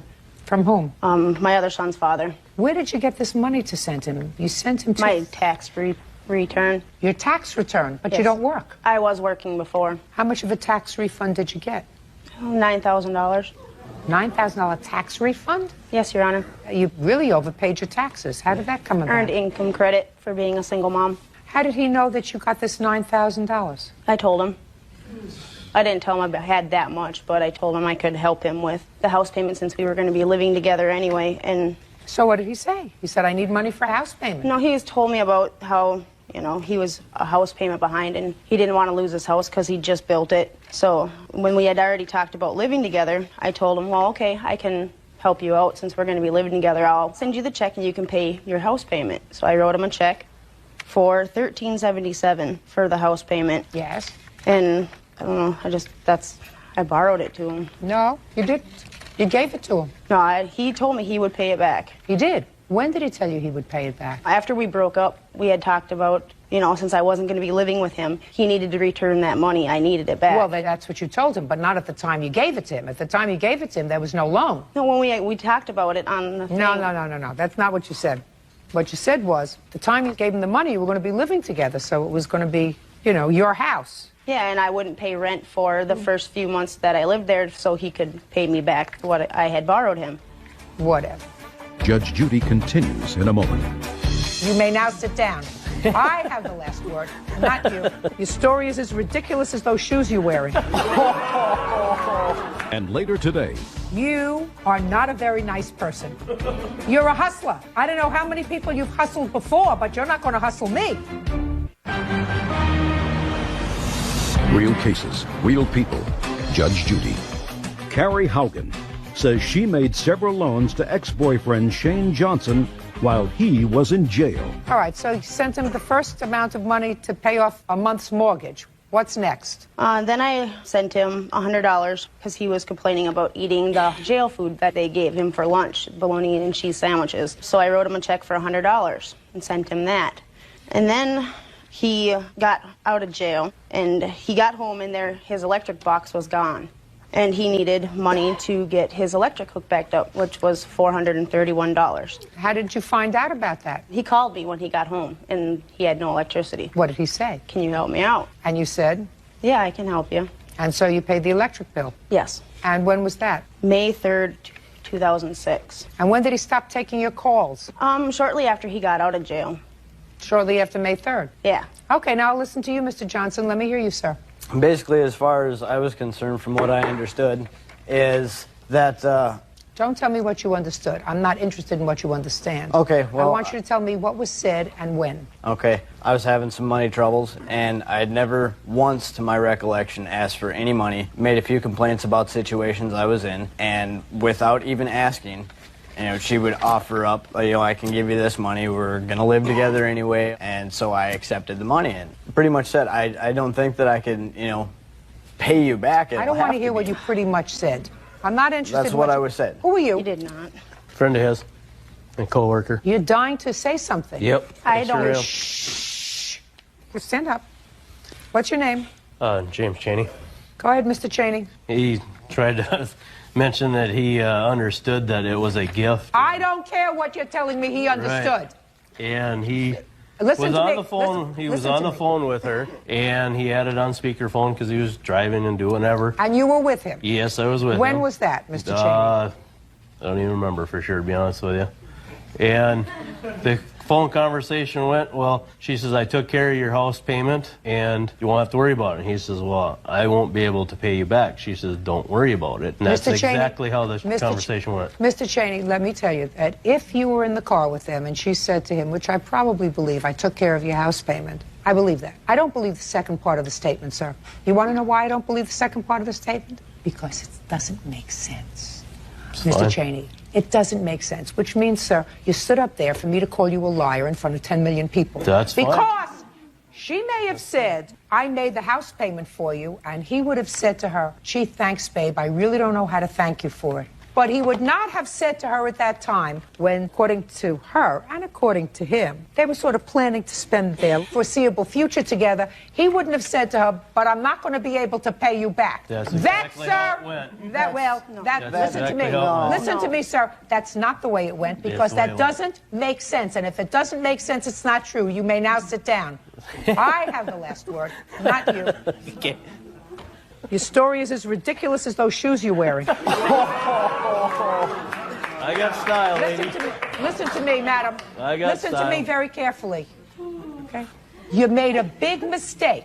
The mistake wasn't necessarily, you know, that you got interested in this guy that you met on the internet. Your mistake was once you found out that he had a criminal past, not to know more about it, before you invited him into your life, before you took the little bit of security that you had for you and your children and turned it over to him because you loved him. That was your mistake. But a gift doesn't become a loan when it doesn't work out. It was a loan right Well, off in from the your start. head it was a loan, but it was not a contract. And I'm telling you that now. It was not a contract. I mean, the fact that he is an amoral person, and I know he's an amoral person, even he knows he's an amoral person, doesn't change the fact that when you gave him this money, you were saying to yourself, I believe that we are going to spend our future together. So this is an investment in our future. And I got $9,000. So if I give him $2,000, all told, you know, that's just a small investment in our future. And I'm going to live in his house, a house that he built with my 2 children. That doesn't create a loan. But he sent me a text message saying he would pay me back. Did you send her a text message indicating you were going to pay her back, Mr. Johnson? I don't recall. You don't recall a lot of things. No, I don't. Let me see the text message.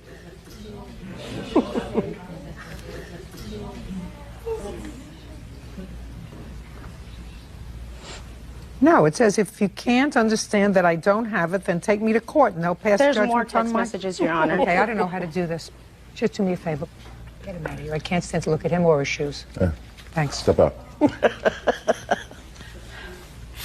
Jim. Yeah. It wasn't a loan, it was Hey. love. Yo. It wasn't yo, love, yo, it yo, was lust. Yo, this way. Try the right door, sir. You're walking out the wrong way. First, you got to figure out how to get out Yeah, of it the wasn't room. love. I have emails saying that he did.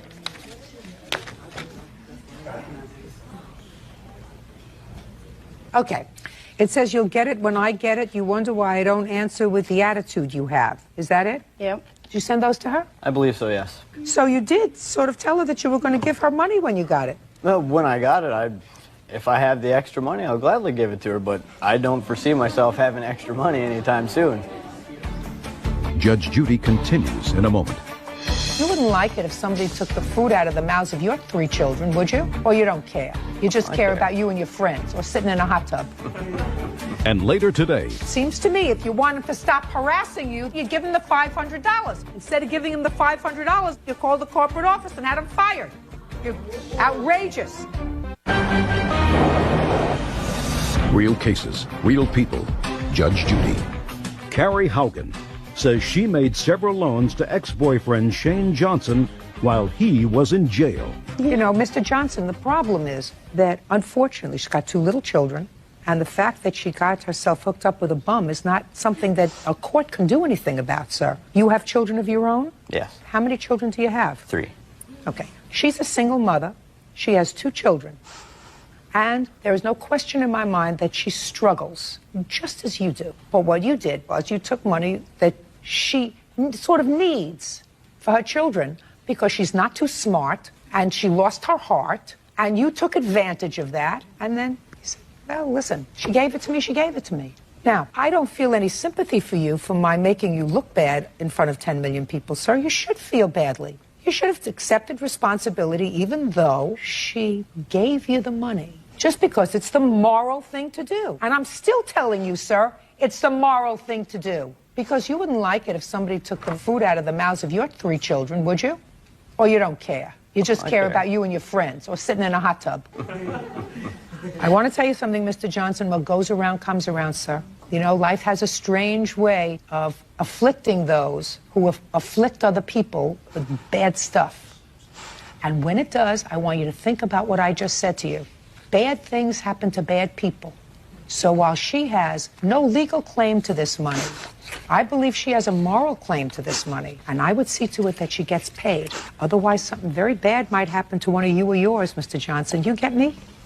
Case is dismissed. That's all. Parties are excused. You may step out. I don't feel I took advantage of her. He told me he would pay me back. Also, no, I gave you all this stuff and now I want it back? What's that? Don't borrow money to a loser. Stay away from women. And now the next case. All parties in the matter of Benedict versus Campbell Peterson. Step forward, please. 22-year-old former nanny, Carrie Benedict, is suing former employers, 20-year-old Allie Campbell and her husband David Peterson for unpaid wages. Ms. Benedict, your claim is that the defendants owe you money for work that you did for them in the capacity of a nanny for their 1-year-old child. Yes, Your Honor. The defendants say that while you did, in fact, work for them for a very short period of time, your agreement was that the first week that you worked there would be a free week, which means you would not get paid for it. That's your defense. Is that right? Yes, Your Honor. Did you answer an ad that they put in the paper, or did they answer an ad that you put in the paper? I had found them on gonannies.com on the internet and responded and sent them an email regarding... So you posted your ad on gonannies.com? Is that a website? We had 2 ads posted, one on GoNannies and one on enannies.com. Okay, when did you post the ad? Back in March. Do you have a copy of it? No, I don't. Do you? No, ma'am. Do you recall what it said? It said that we were looking for a nanny for... Because that's a whole long thing. Do you remember what the ad said? Yes, Your Honor. What did it say? It had regarding their occupation and that she was a model and he was a business entrepreneur. They were an active family. They needed somebody that could be flexible in their hours and be active with their child. That it was $500 a week and that any hours worked more than 40 would be compensated. So you answered the ad? Yes, ma'am. And did you have a face-to-face meeting prior to starting work? Yes, we did have a formal interview. When was that? It was about a week before I started. Give me the date, please. I don't have the... Do you have the date? We met with her on March 22nd. Where? At our home. Okay. What are your work hours? I am a wedding consultant. I work from, depending on when the weddings are, I work for... Weddings are usually in the evening? Yes, it is.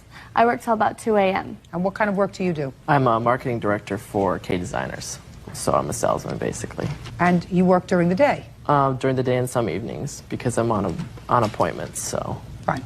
Who were taking care of the baby before? We had a nanny before, and she moved out of state, and so I was looking for a new one. My mom did help when she could. What was the name of the previous nanny? Carolee. How long did she work for you? She worked for us for about a month. Prior to that, who took care of the baby? My mom. So it's a fair statement that you've only had one nanny, according to you, for a month. Yes. So Carolee came to work for you and then moved? Yes. Is that what you're telling me? Yes. Right. You know anything about that, Miss Benedict? Yes, Your Honor, I actually do. During that interview, they had said that young girl named Carolee, she was flying from Oregon, that she had found her on GoNannies.com as well, and they wanted to have the opportunity to interview her too. And initially, they weren't going to hire me. They hired her, She was there over the weekend, and they fired her, and that's why I was called, because Allie told me that the nanny that they had from Oregon had boy issues that they were not aware of, and she went back to Oregon. So when you went for the interview on March 22nd, take your hands out of your pockets. When you went for the interview on March 22nd, you were told that they were going to interview this other girl from Oregon as well? Yes, ma'am. That's when you were told about it? Yes, ma'am. And then the other girl got the job? Yes, Your Honor. On March 22nd or March 23rd? Yes, Your Honor. When were you called to say that you got the job? I was called at 10:30 a.m. Tuesday, March 28th, and I started at 11:30 a.m. You're Miss Campbell? Yes. I want to tell you something. I don't want you to play with me. See, I can tell the difference between a made-up story and a story that has the ring of truth to it. What she just told me has the ring of truth to it. Do you understand? Yes, I do. Judge Judy continues in a moment. I hardly believe a word that comes out of your mouth, Miss Campbell. I don't think you'd know the truth if it came up and slapped you in the face. Real cases, real people. Judge Judy. Nanny Carrie Benedict claims former employers Allie Campbell and David Peterson owe for unpaid wages. The couple says Carrie was an irresponsible caretaker. Now, who worked for you between the 22nd of March and the 27th of March? We didn't have a nanny between then. I interviewed this girl from Oregon who I did not like, and she did not get the job. Well, you just told me that Carolee worked for you. Carolee- I'm speaking. You just told me that she worked for you for a month. Yes, she did, Your Honor. Which month? She worked for me between February and March. February what? She worked for me between February 6th, and she left March 10th. And are you telling me that nobody watched your child between the 22nd of March and the 28th of March? My mom did. All right, Miss Benedict. You worked from 3/28 until what date? Your Honor, I quit April 5th. Why? Because I was disrespected and yelled at for an absolutely ridiculous reason that was not my responsibility. And when? It was that Wednesday, just that same day. Miss Campbell had called me, yelling at me that the child had stayed the night at my home, and she was yelling at me because I didn't have the baby at her home and demanded that I bring her home in a half an hour because David had a court case and that she wanted to go with him. And I said, well, there was no communication. What kind of court case did you have, David? My little girl was beat up by her, and I was going to court. It was basically protective order case, my little girl. So you had a court case? Yes. And Miss Campbell was accompanying you to the court case? Yes. Why did the baby have to be home if Miss Campbell was going with you to court? David? Well, we wouldn't bring the baby to a court case. Well, then why did she have to come home? Why did who have to come home? The baby. I think we're talking about different dates here. I'm talking about April 5th, when, according to Miss Benedict, Miss Campbell called her and said, bring the baby home because David has a court case. We have to leave. Is that the conversation? Yes, Your Honor. So my question is, why would Miss Campbell need the baby to go to your court case? Well, because if we're going to be gone for the afternoon, someone needs to be watching her, and she was supposed to have her back at 10, and so we'd already arranged with her mother to take over at that point. So she needed to be with another sitter. All right, fine. So let me just understand this, so I get it straight. You're saying, see, I'm not asking her any questions. Right. I'm asking you the questions. Okay. Miss Campbell told Miss Benedict to bring the child home because you had a court case and her mother was going to come to take care of the baby so that the two of you could go to the court case. Is that correct? Correct. And you're sure about that? Well, it wasn't that she was coming to take care of her. We're going to take her to her mother's. Okay, so the two of you were going to drive her to her mother's house Before I went to court. before you went to court. Correct. That's the reason why, is that right? That's the reason why. I want you to read what I have underlined here, sir. That's the response to this lawsuit. What does it say there? This caused Kinsey to miss a doctor's appointment? Yes. Give it back to me. Okay. That's not true, is it? It wasn't a doctor's appointment that was at issue here. It was you're going to court, according to you, and taking the baby over to her mother's house so that her mother could watch the baby. These are two separate instances, though. Really? There was an instance where she needed her shots and was unable to get them and did miss a doctor's appointment. And then the last one where she got fired was when, we missed a court case because she didn't bring the child back when she said she would, and we were unable to reach her for 2 hours. It became clear to me that Carrie was too responsible to be our nanny. Therefore, I fired her that day, April 3rd. Judge Judy continues in a moment. Want justice? Go to judgejudy.com or call 1-888-800-JUDY. Listen, I don't know why I'm torturing these people anymore. When somebody works for you, they get paid. You work, you do weddings, you get paid. You work, you do whatever you do, you get paid. Somebody doesn't work for you for a week for nothing. And if you have your mother as a free babysitter, that's just great. But when you hire somebody, there's no slavery in this country anymore. Ridiculous. Your defense is stupid. And I don't believe you about this other nanny that you had, allegedly for a month, allegedly who went back to someplace else. I hardly believe a word that comes out of your mouth, Miss Campbell. I don't think you'd know the truth if it came up and slapped you in the face. Judgment for the plaintiff in the amount of $500. That's all. Step out. Parties are excused. You may step out. Judge Judy continues in a moment. And on the next Judge Judy. They lied about their careers, and they just lied to Judge Judy. Oh, I just think she was jealous. Initially, she said that she was a model. I was mad because she wasn't getting what she thought she deserved. I found out she's an escort. Ridiculous. Ridiculous. And that he's basically her pimp. Ridiculous. That's all I can say. I'm just glad it's over. 21-year-old Wanda Camp is suing her former roommate, Brenda David, for rent and damages to their apartment.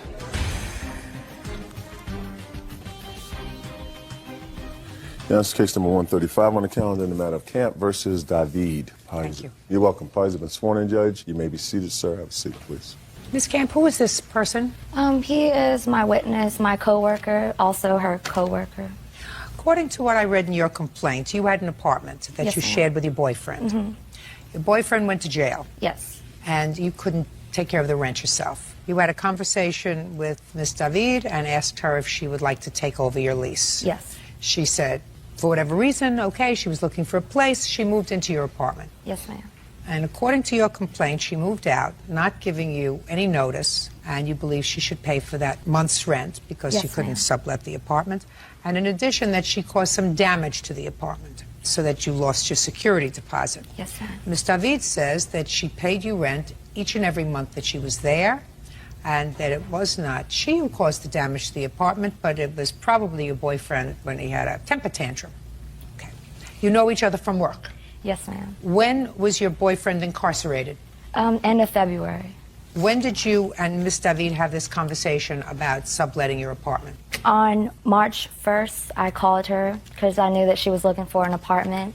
And on March 2nd, her and her boyfriend came over, looked at the apartment, and moved in that same day. And she paid the rent for March. So far, is that correct? Yes, ma'am. Did you have a written agreement with her? Yes, ma'am. I'd like to see it, please.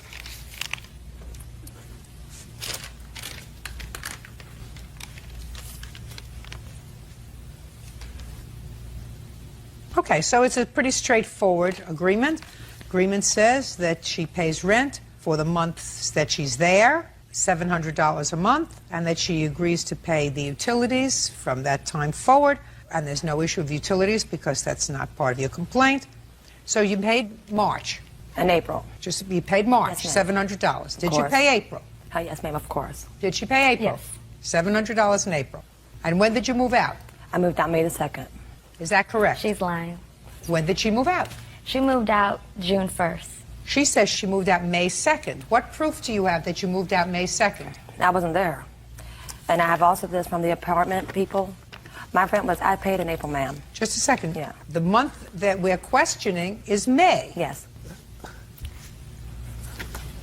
Tell me your name. Brian Murphy. Mr. Murphy, you seem hell-bent on telling me your story, sir. You work with these two ladies? Yes, ma'am. What do you know about when Miss David vacated the apartment? Well, Your Honor, I know that on May the 28th, around the end of the month of May, that me and Wanda went to the apartment to retrieve her things. Wanda is me. You. Miss Camp. Because I knew that we were getting evicted because she didn't pay for May. Just a second. Okay. Go ahead. And it was apparent that Miss David, her belongings and everything was still at the apartment. On May 28th? Yes, ma'am. What kind of belongings were still in the apartment on May 28th? There was a rundown couch. There was food still in the refrigerator. There were her clothes. I mean, it wasn't like, there was nobody living there. Somebody was living there. She gave me the couch, her rundown couch. Just a second, just 1 second. Girl. Listen to me. I don't even start down. Listen to me, Mr. I'm V. sorry, ma'am. I'm sorry. They You're are not- harassing me. Shh, just a second. I think something's wrong with her. Just a second. It's crazy. Oh, I'm the one with the eyebrows. 1, 2, 3, and you're out of here. Do you understand? I'm asking you questions, Sorry. madam. Sorry. Did you have clothes in the apartment on May 28th? No, ma'am. Fine. Where did you move on May 2nd? To an undisclosed area because you're harassing and stalking me. We're going to do 1, 2, 3, and then you're out of You here. don't have to do it no more. You don't have to do it anymore, ma'am. I want to see a lease on an apartment that starts May 2nd. I live with my mother. I can't, but my mother doesn't give me a lease. The reason why she moved in I with know. me, I'm sorry. Just a second. Just a second. When did you move in with your mother? I moved in after I moved. Look, I moved in May the 2nd, ma'am. I'm sorry. Fine. Your mother's name? Come on now. You don't need to. I live with Brenda David. I don't need to know. I'm not going to talk about my mother on TV. I don't even like her. I don't believe you. Oh, well. I don't believe you. That's fine, ma'am. Good. Okay. Now let's talk about the damage to the apartment. Okay. Me and him went to the apartment May 28th. Her stuff was still there. The door frames for the front door was broken, like somebody just kicked it in. And when I called her when I was in the apartment, I said, Brenda, I'm coming here to get my stuff because we're getting evicted. She said, don't do anything with my stuff. I'm going to have my stuff out by June 1st. And I said, I'm not doing anything with your stuff. I'm just taking my stuff out of here before it's on the streets. So the door in the front door was broken. The blinds were broken, stains in the carpet. The master bedroom door was also broken, like she locked herself out. Do you have photographs of the apartment? No, I don't have photographs, but I have a list of the damages that the apartment... Do you have a letter from the landlord? Yes, I'd that like to see they it, sent please. me what I owe them for the damages. Miss Judge Judy? I'll be with you in a minute. All right, good.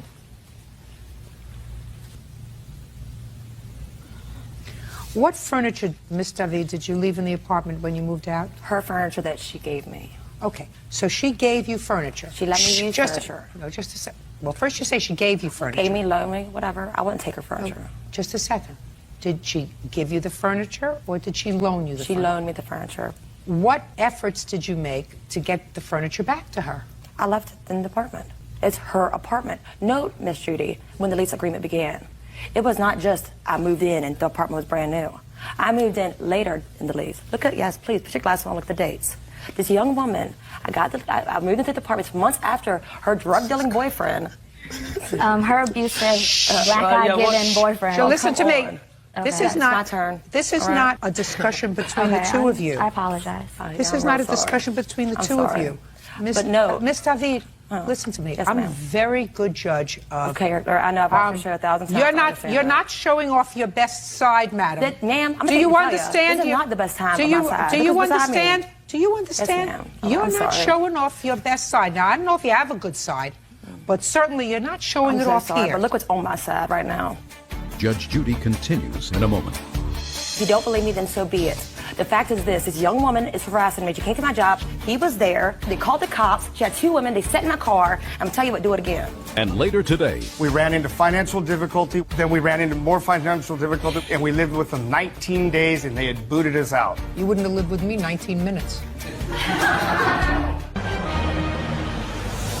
real cases, real people. Judge Judy. Wanda Camp says former roommate Brenda David owes for rent and damages to the apartment. Brenda is countersuing, claiming Wanda is stalking her. Listen to me. I don't believe that you moved out of the apartment and moved your... I'm speaking! I don't believe that you moved out of the apartment on May 2nd. Okay, I don't give it believe another that you date moved... and then I'm tell her to leave me speaking. alone. I'm speaking. And I don't believe that even if you left in May, your clothes and other things were gone in May. As long as there's stuff of yours that's in the apartment, you haven't vacated the apartment. Ma'am, the thing I ever left was her things. And if you don't believe me, then so be it. The fact is this young woman is harassing me. She came to my job. He was there. They called the cops. She had 2 women. They sat in my car. I'm telling you what, do it again. Oh, excuse Judgment me. for the Can I plaintiff tell in the amount of $1,630 and your counterclaim Thank you. for harassment is Please, dismissed. something's If wrong you, with I'm her. speaking! Okay, I'm sorry. If you pay the money, she will leave you alone. She doesn't want to get stuck with your bills for what you did to the apartment and rent. That's all. Thank you, Your Honor. Why is that excuse, ma'am? Ma'am, come on. Oh, sorry. Yeah, you Stay bet. right there. I'm just playing. I I don't do that understand. for real. Come on now, look at Yeah, her. do I look threatened? She's It was nice meeting you, Miss Sheindlin. We were lovers. But she needed to get over it. And, now we're doing all of this, and it's just terrible, and I feel really bad about it. I was living there with me and my baby and my boyfriend. She knows she still loves me. She just needs to stop. She still loves me. Look at her breasts. Look at her. They love me. I think you have the wrong girl. She knows what's going on. That's all that matters. Oh no, something's seriously wrong with her. She needs help. She caught me with another woman, and she knows it. And it's a total love triangle. Oh my God, crazy with the capital C. I still love you, Wanda. And now the next case. All parties in the matter of Schumacher versus Graham. Step forward, please. Kristen Schumacher is suing family friend, 25-year-old Evan Graham, for the balance on a boat. Evan says Karen sold him a piece of junk. Ms. Schumacher, you sold the defendant a boat. I did. Defendant was somebody that you knew? Yes. And you had an arrangement. He gave you a deposit, and he took possession of the boat. He was supposed to pay you the balance in a week or so. He never paid you the balance. You want the balance on the boat. Correct. And Mr. Graham says that he relied on your friendship, that this was a good boat. It ended up being a lemon, and you ripped him off, and he's not paying anymore. Yes. How old are you, sir? 23. You work? Yes. What kind of work do you do? I'm a plumbing company. Very good. So you're in business? Yes. You deal with contracts, is that right? Yes. When did you buy the boat, sir? It would have been the end of August. Give me the date. August 18th. And that's when you agreed on a price. Is that right? Correct. Yes. What was the price you agreed on, Mr. Graham? $3,500. So there was an offer to sell the boat and an acceptance of the price, correct? Correct. Was this a verbal contract? Yes. And you gave her a deposit? Of $800. And you took possession of the boat? Correct. And then what happened, Mr. Graham? I bring it out to the lake to test drive it, and I want it run. Why didn't you make an arrangement with Miss Schumacher for a test drive of the boat before you bought it? Because she was a family friend, so if there was any problems, we could work it out. Who said that? It's an assumption. What did So, you do with the boat? I bring it to a mechanic, spent $1,200. Just a second. Did you take it out on the 18th? Or did you take it out later? It might have been the 19th, I don't remember. Was it the 18th or the 19th? He purchased it on the 18th. I tabbed and licensed it for him the morning of the 19th. Then he took it from the property about 10 a.m. in the morning, I believe. On the 19th? On the 19th. When did he call and tell you he was having trouble with the boat? On the 20th. Okay. And you took it to your mechanic. You put in $1,200. Mm-hmm. Correct. And you were satisfied that it was done? Yes. So you took it back to the water. When? It would have been roughly about a week after I purchased it by the time he was done the work. So the 27th? Yeah, roughly. So I bring it back out, and now with it running correctly, I hit the throttle, and the whole transom with the motors mounted to almost broke right off the boat. Mm-hmm. And the gas tank came completely disconnected and spilled gas all over the floor of the boat. Mm-hmm. So I'm in the middle of the lake with a boat full of gas, and the transom's completely cracked. When was the last time, Mr. Graham, that you drove this boat? Early September. No, I'm talking about before you purchased it. I've never drove the boat in my life before I purchased it. You purchased the boat. You waited until the boat was titled in your name till the next day. Then you came and got it. You had trouble with it. You buy a used boat. That sometimes happens. You took it to your mechanic. Your mechanic had the boat for an entire week. And I'm not prepared to say that whatever he did to the boat had no causal connection to what the trouble was that you ultimately had with the boat. I don't know, quite frankly. All I know is that you and Ms. Schumacher had a contract, and you have to abide by the terms of that contract. Do you understand? Not completely, no. Well, I tried to explain it to you in the most simplistic terms I can. Would you like me to use monosyllables? No, maybe you could explain the part about if you have a contract and she says it runs good and it's structurally sound and it's not. Doesn't that void a contract? You have a writing that says that she is selling this boat in good running order, no mechanical problems, and you're buying the boat contingent upon that? Do you have that? No, it was a verbal contract. Your verbal contract is the simplistic one, Mr. Graham, because if I were to ask her whether she tells me that she guaranteed to you when you purchased that boat that she said it was structurally sound and mechanically sound, what do you think she's going to tell me? Your Honor, I did tell him the boat was running well. You told him it was running well. The last time you rode the boat was when? The summer before, which would have been the end of August, last week in August. So you hadn't driven in it. That's right. For 1 year. Right. It was parked for the winter because it's a small ski boat and you don't take it out in the winter. The last time you rode the boat, was it running well? Ran fine. Did you know the boat had been sitting there for a year? Yes. Out of the water? Yes. Mr. Graham, you owe her the money. Judgment for the plaintiff in the amount of $2,200. That's all. Parties are excused. You may step out. Thank you. I feel Mr. Graham has been dishonest It doesn't run? from the beginning. Can it sink on me? I believe they didn't have the bleed valve closed Gas tank's not hooked up? and the gasoline filled in the boat. Got towed by a sheriff? I think it's unfair that Mr. Graham couldn't be responsible It's sitting parked with no title for it. for what he caused, and I had to wait so long to get paid. What can you say? And now the next case. All parties in the matter of Pritzkow versus Chamberlain. Step forward, please. 19-year-old Sarah Pritzkow is suing her ex-boyfriend, 23-year-old Bradley Chamberlain, for bail money and the return of her class ring.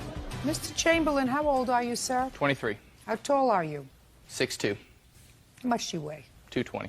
Do you work, go to school? What do you do? Work. What do you do? I sell cinder block. Hmm? Sell cinder block. Good salesman? Try to be. Who's this lady? It's my mother. Do you live at home or you live outside the home? I rent the downstairs from her. Pays you rent? He does. Pretty responsible? Yes, Trust his judgment? absolutely. Miss Pritzkow, this is what this case is about. You needed a ride to school, and you and Mr. Chamberlain, who were friends We were boyfriend-girlfriend. at that time, Yes. he was going to give you a ride to school, and on the way to school, he was driving much too fast. Yes, sir. How fast were you driving, Mr. Chamberlain? When the police officer pulled me over, I was doing 109. And you were taken into custody Yes, ma'am. because you were going really fast, Yes. and she bailed you out. Correct. She wants her money. Yes, ma'am. And she says that you also have some class key or something that belongs to her. A class key and a class ring. And you said you gave her half the bail, and the other half should be her responsibility. That's what she agreed to pay with my mother. Why would she pay any part of your bail? Because I was doing her a favor in driving her down to school. You see where we were going, Mr. Chamberlain, with those preliminary questions, sir? 6'2", 220 pounds, a responsible salesman. Nobody put your pedal to the metal, sir, except you. 109? That was your business. Well, she was wanting me to rush down there so she would be on time to school. If she said to you, look, this is what I want you to do. I'm sort of short on cash. So I want you to pull into that convenience store and pull the hoodie over your head, put a bandana over here, and I want you to go in, hold up the store because I need some money. Would you do that? No, ma'am. Why not? It's against the law. There you go. You got my drift, sir. Yeah, I understand. So if you got stopped for a crime and were arrested for a crime and were guilty of a crime, it's not because she importuned you to get her to school faster.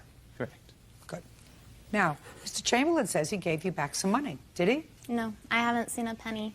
You say that you actually took money and put it in Miss Pritzkow's hand. Is that right? Yes, on about When? October 8th, she came up for the weekend, calling, asking if she could have her money as well as the stuff back. So we agreed to meet her at a dealership, which is where I had worked at the time. And me and my brother went over there. I called my mom, asked her if she could loan me the half the money to give to her. My mom brought $250 as well as all the items which I had in a bag down in my bedroom. She had brought those as well as $250 to the dealership where we gave it to her. Who actually put the I handed it to her. $250 in her hand? I handed it to her. Okay. And you say that didn't happen? No, I wasn't even up on October 8th. Were you there at any part of the month of October? Twice. Once. Okay, so who cares what date it is?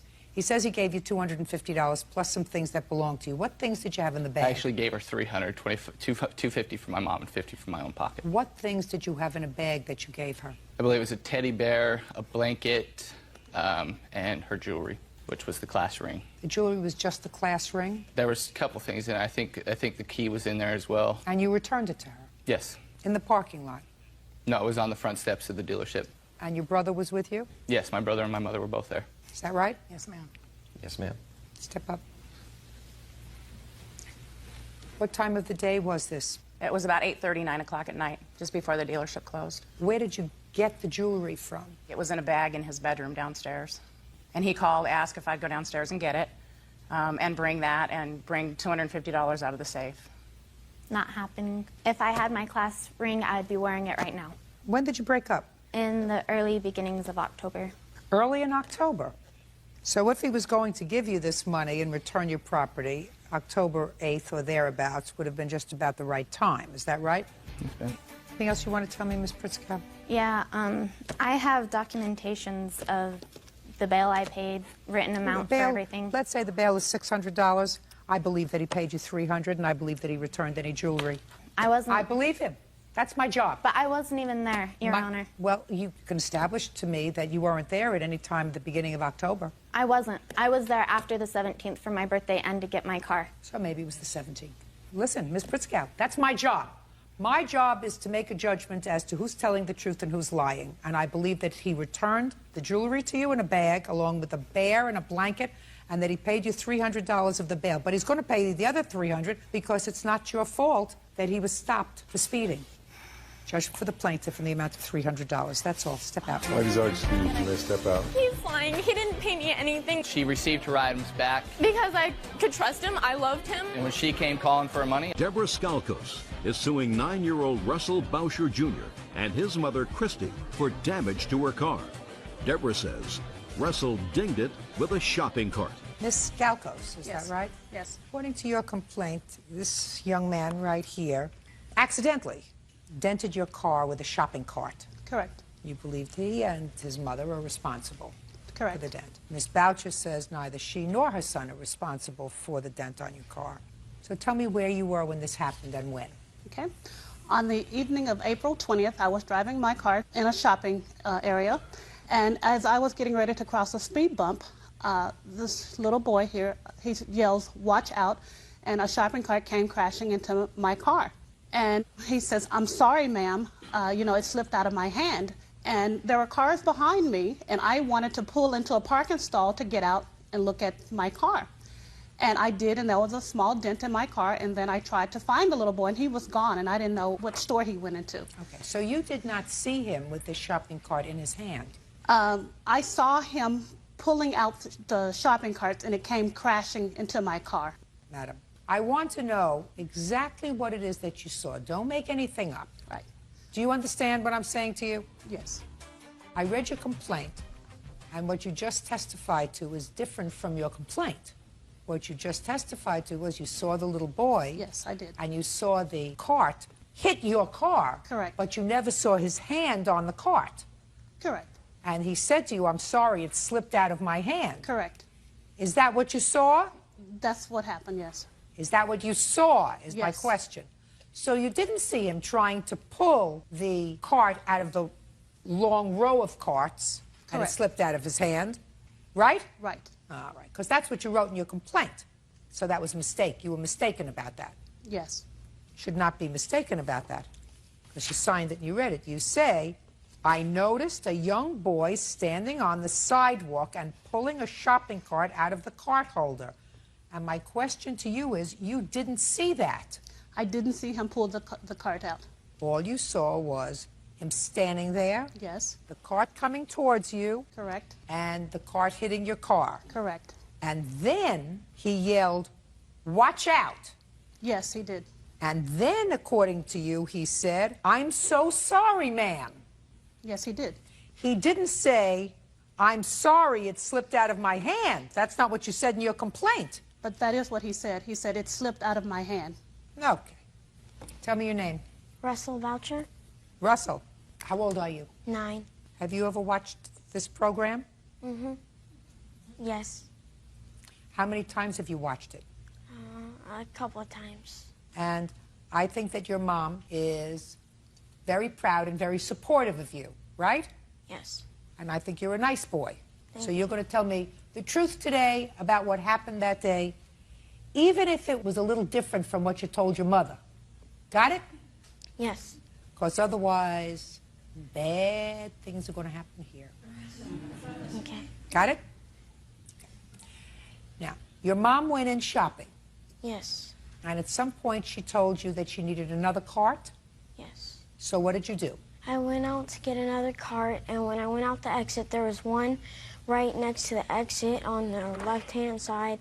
So then I was grabbing the cart, and I saw it going. I ran after it, and I yelled, Now you "Watch grabbed out." the cart. Stop right there. Okay. You grabbed the cart. Mm-hmm. How did you grab it? Show me with this. So you grabbed it and you touched the handlebars? Mm-hmm. Yes. And then you tried to wheel it around? Yes. And then what happened? And then when I saw the shopping cart going, So it slipped out of your hand? because like there was two carts. I was grabbing one out of the cart stack, and then there was one on the side of the exit. I was grabbing the one out of the car stack. I didn't grab it completely. It was halfway out, but it wasn't that one that went. It was the one next to the exit that went. Okay, And I but you went running touched after it. Your car touched it. The one that you were pulling touched it. Yes. And then you went inside. When you went inside, did you tell your mother? Yes. What did you tell your mother? That I saw a cart that was rolling down. I started running after it, and I couldn't catch it. I said, "Watch out!" And then that's all I told her. But you didn't tell her about the fact that you were touching the cart with the other cart, and that's when it started to roll down. No. All right, she's going to love you anyway. Right, Mrs. Boucher? Yes. Not hard. You sent him outside to do a job that perhaps he wasn't equipped to do. I certainly have some trouble trying to get those carts out of those cart holders, too, when we go shopping. You pull one, and all of a sudden you get 30. You don't want 30, all you want is one. But I'm very glad you told the truth today. Okay? Yes. Good. Got it, Mrs. Boucher? It's a little different. Right. Not a major deal. Good for you. Thank you. Told the truth today? If you had told your mother the truth right then and there, we might have avoided this whole problem. So you have to remember that for the future, okay? Yes. How much is the cost to fix your car? $601. Wow, let me see. What kind of a car do you have? I have a 2004 Toyota Highlander. Let me see. You have pictures of the car? Yes.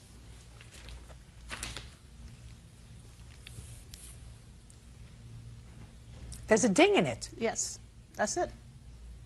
There are two dings. The shopping cart, it dinged it. Well, I'm going to give you some advice, okay?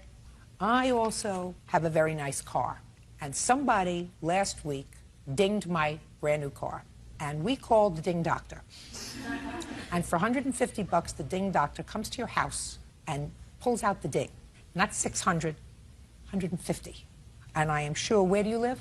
In Rancho Cucamonga. Oh, that's in California. Yes. Where every person has 9 cars. I guarantee you, you will find a ding doctor for $300 that will come and pull out these 2 dings in your car. Okay? Not 600. Judgment for the plaintiff in the amount of $300. That's all. Thank you. Allison Gardner claims former friend Andrew Beard repossessed a truck he sold her. She is suing for the return of payments made and for the cost of a dirt bike he sold without her permission. Miss Gardner, it is my understanding, and this is some sort of convoluted arrangement for the purchase of a truck. You purchased a truck from Mr. Beard. You claim that he took the truck back. You want all the payments that you made to him on the truck. You say he took a dirt bike that belonged to, I think, your son. Correct. And he sold it. You want the money for the dirt bike. Mr. Beard has a whole different scenario about what happened with this truck and dirt bike. So let me make it simple for myself. You knew each other? You were friends? Yes. Okay, good. That's all I have to know. I don't need to go into the social history. I'm really not interested. You had a truck. Yes, ma'am. What was the year and make of the truck? It was a 1992 Ford F-150 stick shift single cab pickup truck. Okay. And you were in need of a vehicle. So you agreed to purchase the truck from Mr. Beard. When? We made an agreement, I think it was around September or August. What was the date? It was August 12th. It was the same day I bought my new green truck. Does that sound right? That's not correct. It was before he bought his truck. It was before you Yeah, bought we were his truck. actually at Just his a second. gathering. How much before he bought the truck? I think it's about a week or two. Fine. And you gave him how much down? It was $500. So far, we agree on that? No, ma'am. How much did she give She you? actually gave me nothing when I gave her the truck originally. No, I have a copy of it. I have 2 council But she checks did, here. in fact, give you money. She did, yes. How much did she give you at first? At first, $500 check. And when was that? I received both checks of $500 increments by November 16th. And did she have the truck prior to that? Yes, ma'am. When did she take possession of the truck? Actually, a couple days after my original date, August 12th, that I gave her the truck. So, according to her, it was the beginning of August. So you got possession. Listen to me, Miss Gardner. You got possession of the truck the beginning of August. I have a check dated 8/14 of 06 for $500. Fine. He says that you got possession of the truck before you gave him the check. I'm not sure of the exact date, but that's probably close. Fine. So let's say August 1st, you got possession of the truck. August 14th, you gave him $1,000. I gave him $500 on 8/14 of 06 and another $500 on 10/13/06. When were you supposed to give him the money? We did not have a specific agreement. He said that I could pay him on it as I was able to. Is that right? Yes, ma'am, that is. Okay, so he was a nice guy. August, you gave him a check for $500. October, you gave him another check for $500, leaving a balance of? It was about $1,100. I'd also given him $100 cash, $100 cash. Forget about the cash. Yeah. So you it'd gave been him $1,000, leaving a balance of? It'd be $1,400. $1,500. Don't play with Not me. including the $100 that I gave him. Not including the $100. Right. Right. In cash. You give him checks and then you give him cash? Yep. So you owed him $1,500. And you've already had the truck 4 months. Yep. Well, when were you supposed to complete the payments on this truck? We had actually come up with the money, and we called him. My fiance Robin called him and said, "We have the rest of the money for the truck. Would you like us to go ahead and bring it to you?" When was this? This was later, after we found out that I'd asked him. I said, "Can I sell the truck to someone else? It's not working out for me." And he said, "Fine, no problem." Just a second. Starting November, you've made no further payments. When did you call him and tell him you wanted to sell the truck? It was approximately February 15th is when we called to offer him the rest of the money, so it had been about 2 weeks before that, so about February 1st. So if you had the truck August, September, October, November, December, and January, 6 months. Correct. I was also Just a second. making repairs on it. I don't care whether you make it. You were using it. Who was supposed to make repairs on it, Bird? You bought a truck that's 15 years old. 15 years old. Yeah. And you bought it for $2,500. You've had the truck now 6 months. You've paid less than half on it. And now, according to you, you call him up sometime in February. Yeah. And say to him, truck's not working out for me. Is that what you just said? I want to sell it. So, before you can sell something, you have to pay for it. Well, I asked him, I said, I need to sell the truck. Is it okay if I go ahead and sell it to someone else and I'll give you the money that I owe you? He said, no problem, that's absolutely fire. And he had a friend of his that was also interested in the truck. So he came to my home and picked up the truck to show his friend. When did he come to your home to... Shh, just a second. Yeah. When did he come to your home to pick up the truck? It would have been sometime around between February 1st and February 15th, that 2-week period. Okay, go ahead. Keep going. So after that, he picked up the truck, took it to his home, and he said that he had a buyer for it, and no problem, I'll give you the $1,100 that you paid me on it, and no big deal. During that time, he had offered to pick up my son Zachary's dirt bike from the shop that I had taken it to. It was probably going to run me about $600 or $700 to get it fixed, and Andrew was very mechanically inclined and said, hey, let me pick it up, I'll take it to the house, fix it for Zachy, no problem. So that's what happened with the truck. So he fixed it, and I was calling him saying, hey, I need to get the bike back for Zach and this and that. No return phone calls, text messaging, no return text messages, nothing. So on February 15th, he had possession of the truck. We called him and said, we have the rest of the money. Let's go ahead and we'll give you the money for the truck and just be done with it. You'll have a chance in a minute. Stop raising your hand. It's annoying and it's distracting. Go ahead. I said, we'll just give you the rest of the money for the truck. Let's just get it done, And then after that, it was February 25th. I called and I talked to him about, or I sent him a text message and phoned him saying, I'm coming by to get Zachary's dirt bike. And at that time, he sent me a text message saying that he sold it, which I don't know how he could sell a dirt bike that he didn't have the title to without it being a legal transaction. So the bike at no point in time was ever collateral for that truck. He was doing me a favor. Actually, he's doing Zachary a favor in fixing the dirt bike. We never had an agreement that it was collateral. So what do you want? I want the money that I gave him for the $1,100 for the truck, and I want the money for the dirt bike to replace the dirt bike for my kid. Well, so that means that you used his truck for 7 months. You used it, you put mileage on it, you did whatever you had to do. You used his truck for nothing? Well, yeah. I mean, the truck is, it would be nice to get that money back. I want to replace my son's dirt bike. Just a second. Well, I'm trying to understand, madam. You purchased something, you didn't finish paying for it, you used it for 7, 8 months, and now you want the money back that you gave him, which was less than half of the amount of the truck. I mean, let's break it down. The reason I'm asking for that is because he said, hey, no problem, when I sell the truck or you sell the truck, when you find a buyer for it, I'll give you the money back. No big deal. I'm going to listen to him, but you know why I question what you say to me? Why? Because you told me that on February 1st, you called him and you said, truck's not working out, right? And you said, I had the money because February 15th, you called and said to him, listen, let me come by and give you the money for the truck. I actually didn't have the balance of the money until February 15th. How were you getting the balance of the money? My fiance, Robin. Yes. Your fiance, Robin, was what? Giving me the money. He Well, was why gonna pay couldn't he give Andrew. you the money February 1st? Why didn't you say to him, let me come by and pick up the truck, and say to him, no, I'm going to have the balance of the money in 2 weeks, and then I'm going to sell the truck. Well, I know that Robin had tried to call several times and offer that, and I wasn't present during all of those conversations. No way. Baloney. Okay. Now, Mr. Beard. Yes, ma'am. Let's hear it, sir. Well, And then first off, who's this person? this is my girlfriend, Danielle. Okay, because she's been dying to tell me something. I'm going to let her talk in a Okay. minute. She Go wasn't ahead. even here. She was living Go with ahead. a guy in Reno. Okay. Well, first off, her Just a dates are second. way off. Do not interrupt him. Do you understand? Perfect. Her dates are actually incorrect on just about everything, unfortunately, except for when I did take the truck back. That was correct. Beginning of February, I actually brought my roommate, Sean, at the time. But regarding the phone call with Robin, I was actually called when I took the truck back, and I believe he actually did ask me to pay $500 right then, which he said he would give me a check. Why did you go and take the truck back, sir? Because at that Look point... at me. Don't look down Okay. At that point in time, I'd found out that Rob was driving the truck, who unfortunately had 3 DUIs and should not have That's been driving. him. Yes, ma'am. Put your hand down. And which I do have a police report for. And on top of that, I hadn't received money. I had been trying to call her and get the money. I was sick. I got injured in a rodeo. Told her many When times for the I first needed time did you ask her for the money? After October? It was actually after the first payment of $1,000 it's actually before December. Between November and December, I'd been asking her multiple times that I needed And money. what was her excuse for not giving it to you? Well, the few times that she actually did call me back, it was she just didn't have it. She wasn't working. She was working a different job. Rob was trying to work to get the money, but he had to pay off for classes for his DUIs and just was not able to get the money. Just a minute.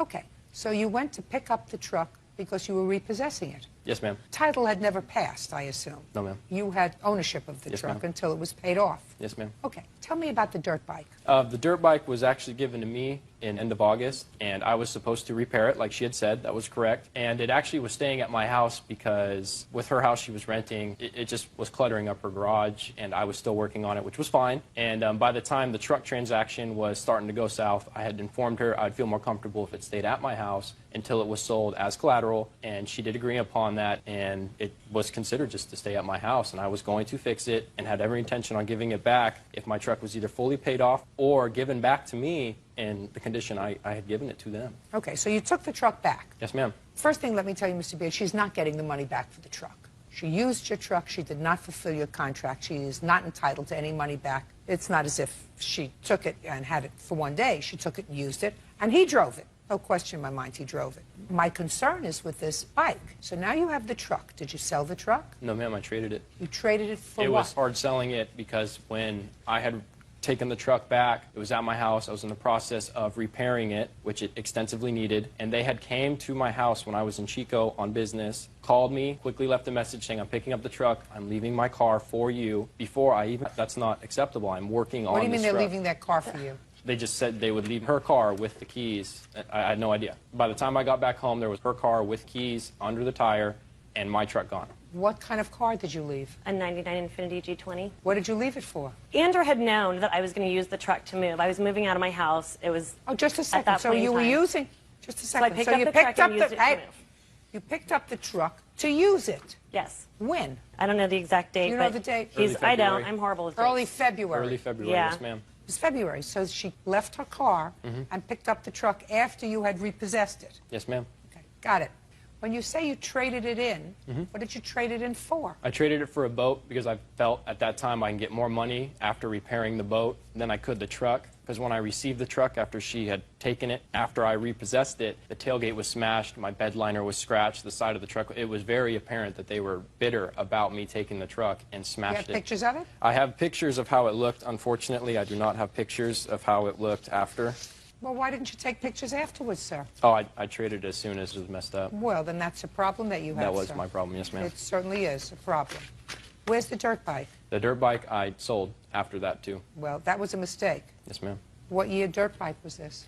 She claimed it was a 2004 and that she had title. You have the I title have the to title it? right here. I'd like to see it. It's an 04 Honda CRF 50. Let me see.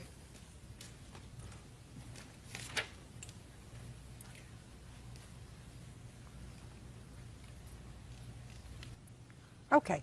How much did you sell it for? $550, which was totally going to cover the mud in my radiator, the damage to my tailgate, the smashed spark plugs, and the condition overall the truck was running. I don't know what these things cost. I have no idea. I actually have a Blue Book statement. I'd like to see it. Yes, ma'am. I also have an estimate from Roseville Cycle Center that would be the replacement value as well I'll as... use Blue Book. It shows the retail and MSRP in 2004 of what that bike went for. Okay. SRP in 2004 was $1,100. Retail now is $749, and the average trade-in was $562. But if she went to purchase it, at this point, she'd have to pay $750. Is that what I'm understanding from this? Yes, in an excellent condition. Yes, ma'am. Okay. What was wrong with it when you gave it to him to fix? My son had got water in the tailpipe when he was washing it, so it just needed to be cleaned out. Is that right? No, ma'am. I didn't think so. Otherwise, why would he have? I'm not very good with otherwise, your why pipe, would he so have I it? don't know. Otherwise, why would he have it since August? If all you had to do was just clean out the tailpipe. It was running before that. What had to be done with the bike? The tailpipe did have to be cleaned out, the inside of the motor as well, because unfortunately it had smoke and oil burnout in it and mud, again, in the engine. Fine. You shouldn't have sold her bike. Shouldn't have sold her bike. I understand your frustration, but you shouldn't have sold her bike. She doesn't get her $1,100 back, and she doesn't get what she's looking for, which was $2,700, because that's ludicrous. She gets $550, which is the trade-in value of the bike, and that's what you got for it. Okay. Right? Yes, Good. Judgment for the plaintiff in the amount of $550. Thank you. Parties are excused. You may Oh, step out. excuse me. You were dying to say something. Is there anything that you were dying to say? No, he covered it. Perfect. Thank you. Janet Aldoff is suing the father of her son's schoolmate, Mark Witt, for the cost to fix her boy's saxophone. Janet claims Mark's son, 13-year-old Brian, smashed it. Aldoff, it is your claim that the defendant's son, this little boy right over here, is responsible for breaking your son's saxophone at school. Mr. Witt's son says that your son started the problem. He was first bullying him, and then he took property from him, a comic book, and threw it to the ground, which caused him to take a bag containing this saxophone and throwing it, right? Yes, ma'am. Why don't you all have a seat?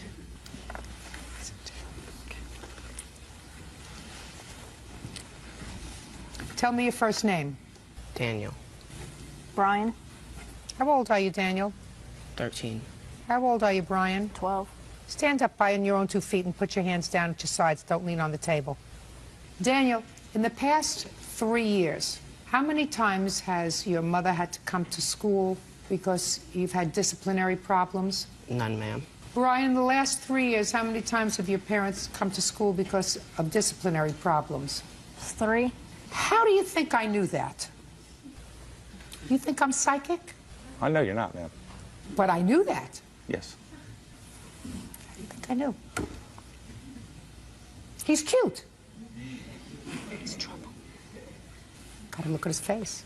How many children do you have, sir? 2, ma'am. I got a few more. I know the face. I know the look. It's got attitude, which is a good thing, but it's got to be channeled. That's what I'm here to do, Brian. Yes, Channel your attitude. All right. Tell me, when did this happen in school? Before school started. Tell me what happened, please, and keep your voice up. Yes, ma'am. We were standing outside. Who's we?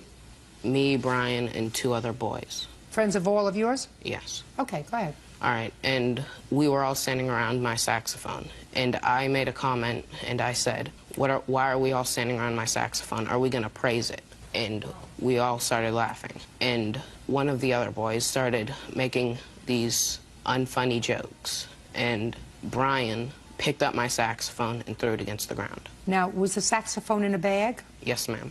Did Brian say anything to you when he did that? He said, oops, in a sarcastic tone and started laughing. You had to use the saxophone subsequently that day? Yes, ma'am. And what happened? I tried to play, and only 3 of the notes I could play would come out. Did you have it fixed? No, ma'am. So it's still broken? Yes, ma'am. All right, Brian. Remembering that I know everything. Yes, ma'am. I want you to tell me your version of what happened on March 14th. We had just arrived at school, and I went over to Danny and our friends, and he started making comments about me. Who started? Danny or one of his friends. So either Daniel or one of his friends started making comments about you. Like what? They had made fun of... I don't really remember.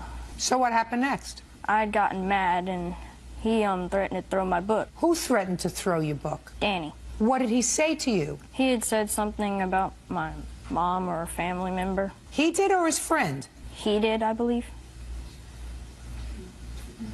You get over with this kind of stuff with your father? You don't get over it with me.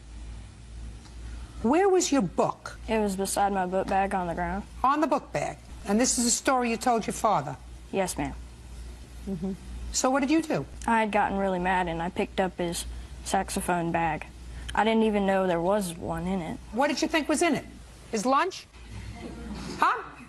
What did you think was in the bag, the instrument? What did you think it was? Gym clothes or books. Go ahead. I had picked it up and slung it up against the wall. All right. Mr. Witt, would you stand up? How much did you pay for the saxophone in the pawn shop, Miss Adolph? It was around $300. Did you get an estimate on fixing it? Yes, I have an estimate, Your Honor. Can I see it, please? Yeah. All right, Mr. Witt, you want to say anything to me?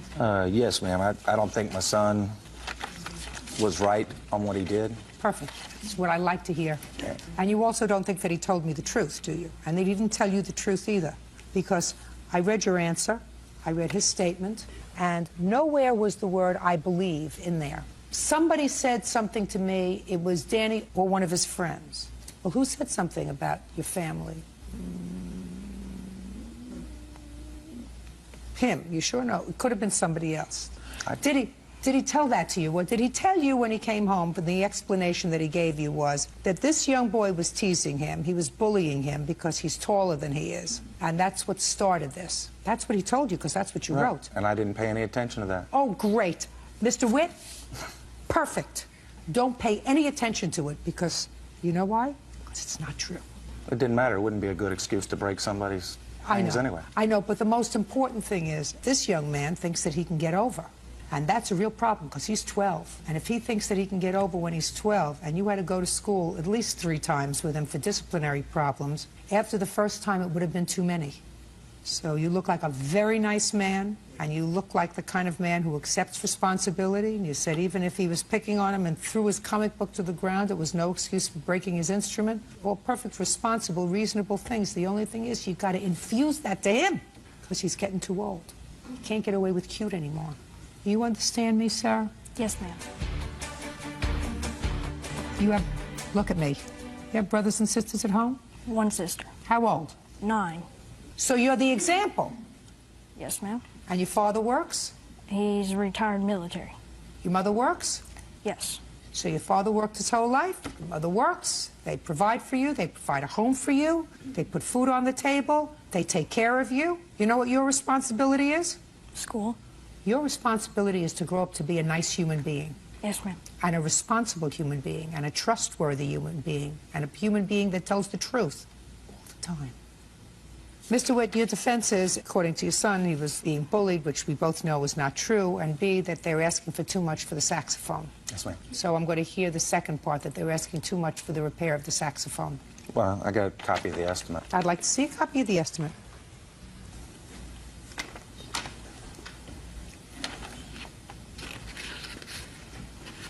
It's exactly what I have. Yes, ma'am. I believe some of the items on there are maintenance problems that have nothing to do with Major belly and body damage, $120. Bent keys and rods, $150. Repair part, $44. What's out of line to you? Absolutely nothing. So, okay. Charging for the plaintiff in the amount of $351.22. Remember what I said to you, sir?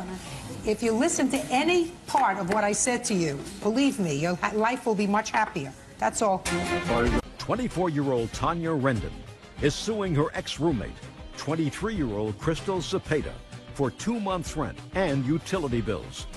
Tanya says Crystal was a disrespect. And then Miss Cepeda was your roommate. According to you, she owes you a couple of months' rent and some utility bills. Miss Cepeda says you told her to leave the apartment. She owes you nothing. Who signed the lease to the apartment? I did. So it was just in your name?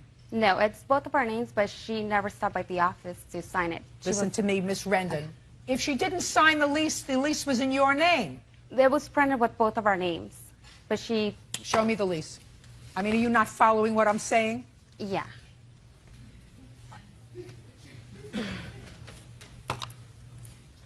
thought this was going to be easy. What happened was that... I don't care what happened. This is a contract. Yeah. This is the only contract that exists with the landlord. Who signed it? I did. Period. We're going to start again. And I'm going to try to come down. You moved into the apartment. The lease is in your name only. Is that correct? Yes. But you moved in together. Yes. And according to you, you had an arrangement with her that you would split all the rent and all the utilities on this apartment. Lease is from September 1st, 06 to February 28th, 07. When did you move out? I moved out January 31st. Now, according to what I read, you paid January's rent, and then you went and withdrew money from the bank so that the check bounced. Right. Now, you try to explain to me why you do not owe January's rent if you lived there, according to you, until January 31st. Because I wasn't really staying there. I don't give a rat's behind whether you were really staying there or not. Your things were there. Right. So you owe January's rent. Yes. I would like to say something, Your Honor. She agreed to stay there till March 1st. Why don't you be quiet? Okay. How much was your half of the rent? $590. Put your hand down. So far you owe her $590 for the month of January because you can't give her a bad check for January. Do you understand? Yes. Did you pay the utilities in January? No, I did not. How much are the utilities in January? January only. January, they're $90 a month. So far, that's $680. Now, according to you, she also owes for February. Now you can tell me why she owes for February when she moved out January 31st. When she first moved in, the agreement was that she was going to pay $590 a month until March 1st. It was a 6-month lease. Throughout that time, she kept paying her rent late. She also was very disrespectful to the point that she had people have sex in our apartment with me there. Wow. You want to tell me about February? Because so far you haven't told me about February. I couldn't find a roommate. Obviously, I had to come up with the money to cover for February because she just pretty much left. She didn't even bother cleaning the room. She says that you told her to leave. Is that right? 2 weeks before the end of January, she told me that she had found a new roommate that would be moving in in the beginning of February. Who that was? She told me a girl that she found on Craigslist would be moving into the apartment. So you decided to terminate this roommate relationship Yes. well prior to January 31st. Yes. Because you had discussed moving out. Right. You say it was her fault. She says it's your fault. It was clear from reading the complaint and answer that the two of you did not have compatible lifestyles. Right. All right. Go ahead. So in January, at the middle of January, I decided, I guess I don't have a choice. She notified me that I would have to be leaving the apartment because she found a new roommate, and so I decided, okay. Where did you find this new roommate? She was a friend of my ex-roommate, one of my ex-roommates. And when did she move in? She moved in March 1st. So you had to cover the rent yourself in February, Yes, right? I did. That's too bad. She owes you $680 for January. Anything else? No. Anything else? The bills, I mean, she didn't pay for the bills for January. $680. Get over it. That's all. 25-year-old Aaron London is suing his former co-worker, Corey Bell, for defaming his character. Aaron claims Corey passed around a phony Craigslist ad. Mr. London, did you and the defendant work in the same company? Yes, at one point we did. This is your complaint. You put an ad in Craigslist. I gather you went to school to become a massage therapist? Yes. And you put an ad on Craigslist for massages with your picture on it. Does that have your picture? Yes. Mr. Bell saw that ad on Craigslist. Is that right, sir? I did. And he thought it was really funny that you had posted that ad on Craigslist. So far, am I right? Yes. So he circulated it around the office. He sent it to a lot of other people. He thought it was funny, like, you know, like people send jokes on the computer, and he sent it to a whole lot of other people. So you're suing him for defamation because you were very embarrassed. Yes. That's what this is all about. Mr. London, can I see the ad, please? Yeah.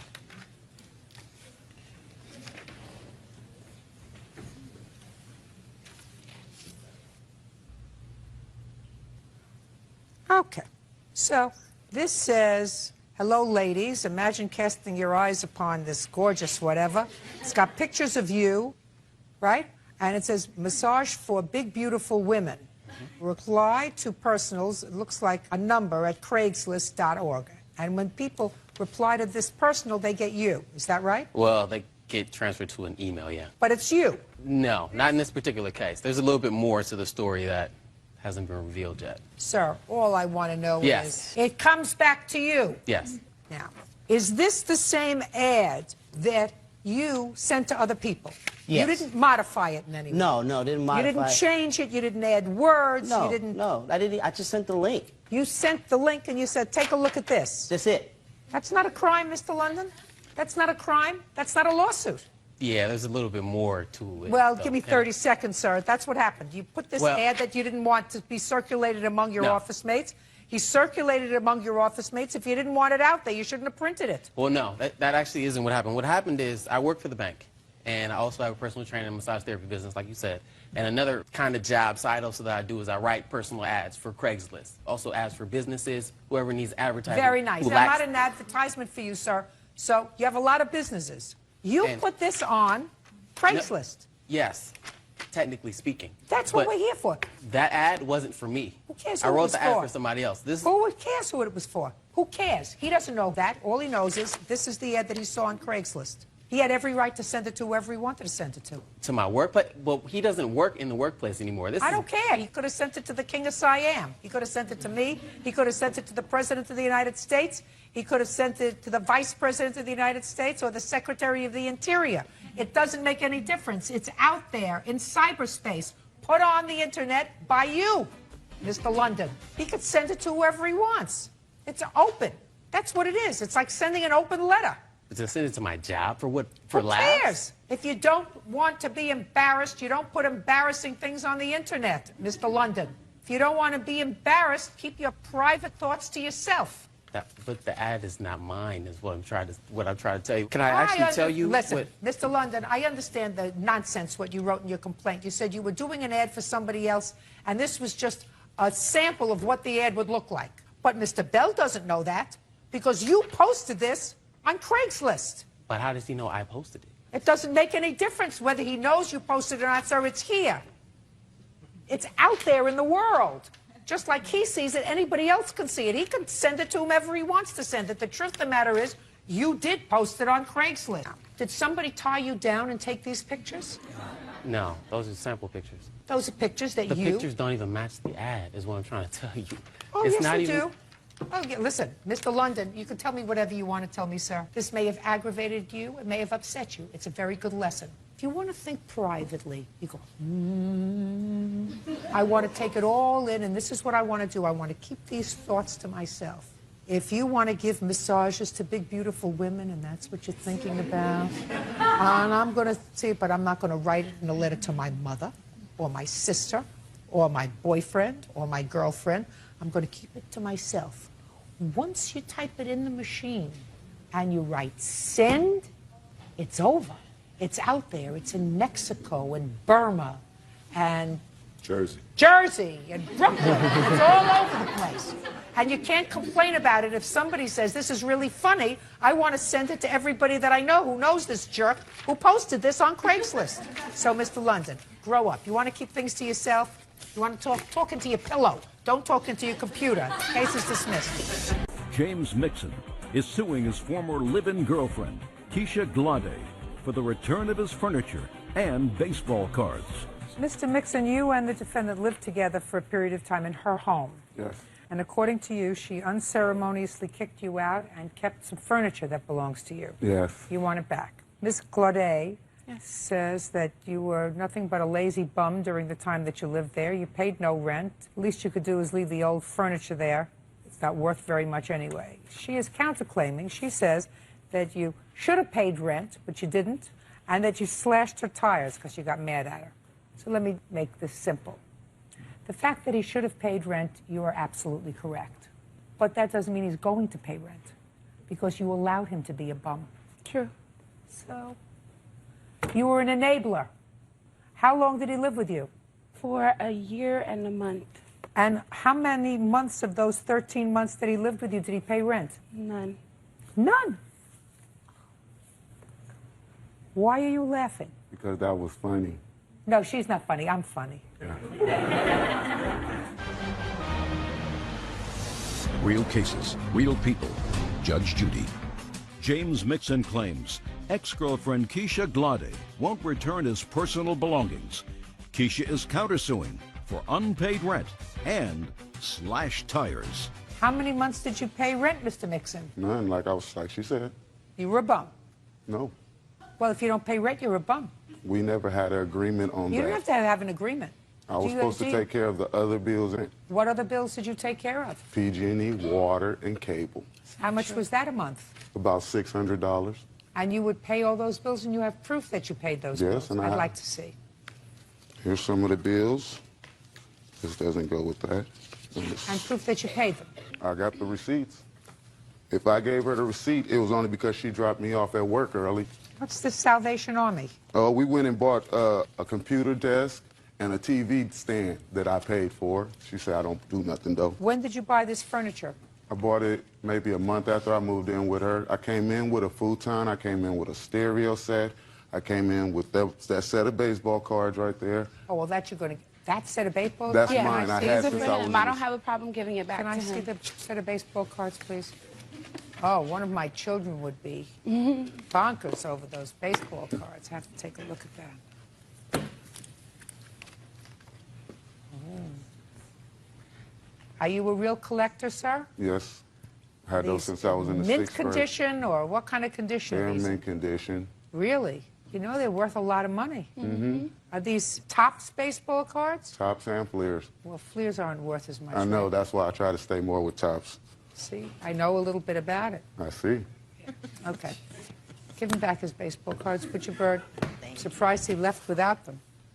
I also had a pending restraining order which granted me possession rights of the bed, the couch, the TV, and the lamps that he's here. Show me.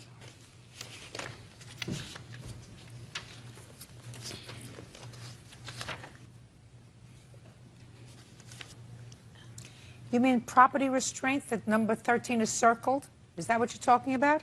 Yeah, I actually filed it. It asked me what possessions that I still had for me to temporarily keep possession of. Well, you can't temporarily keep possession of his property anymore.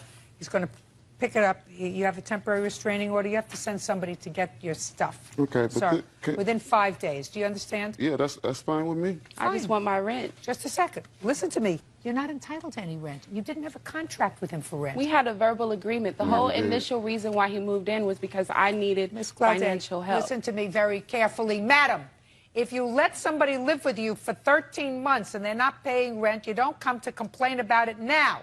He's getting his furniture back. He got his cards back. Now we're going to hear about your tires, and I don't want to hear any nonsense about rent. Okay. Judge Judy continues in a moment. Oh, tires. Well, my witness here saw him slash the second tire on that day.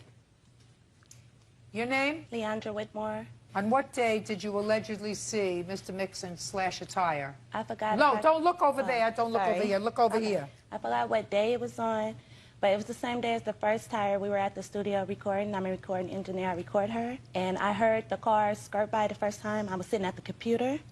And I had came outside. When I came outside, I saw him by her left tire. Then he ran and got in his car and drove off. Did you tell her about it? Mm-hmm. I came right in. Did you file a police report that day? No, we didn't do a police report. Why not? Because that was the first incident of numerous amounts of incidents. What difference does it make? Because I didn't want to get in it because he's family with my uncle, and I didn't want to say anything, but things keep happening. Did you ever file a police report? No, ma'am. I filed one later after his witness started harassing us. I mean, this lady? Yes. She has nothing to do with this case. She has nothing to do with me. She has nothing to do with anything that's going on here today. I agree. The only thing that I have to worry about today is, am I satisfied that he slashed a tire? I'm not so down. Thank you. I'm not convinced you saw anything. Thank I am convinced that you're going to get your old furniture back. 5 Okay. days. You make the arrangements to get it, send somebody else to get it. And who is this person? That's the neighbor. She the one who pulled my clothes in when Keisha threw my stuff out in the rain. Okay. Absolutely not. She's the nosy Listen hag. To me. Listen to me. Whose neighbor is she? She's my Hers. neighbor. Okay, well, good luck. Bye. Step out. Grace Collins says former business associate Melissa Ballin owes for a trip to India and for unpaid loans. Melissa says the trip and money were compensation for her work. Ms. Collins, according to what I read, you hired the defendant to do some filming for you for a documentary that was going to be shot. According to your complaint, you bought a ticket, a non-refundable ticket, for her to India, gave it to her. And in addition, you claim that you made a loan to her in the amount of $400 or $500. The trip was canceled because your visa was terminated. You needed a visa to travel there.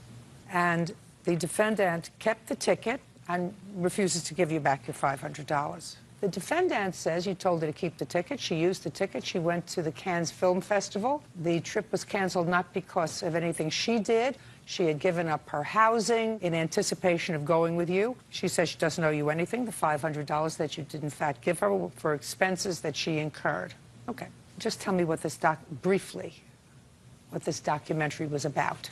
First of all, my name is Grace Collins, and I'm the honorary ambassador of Nagaland. Just listen to me.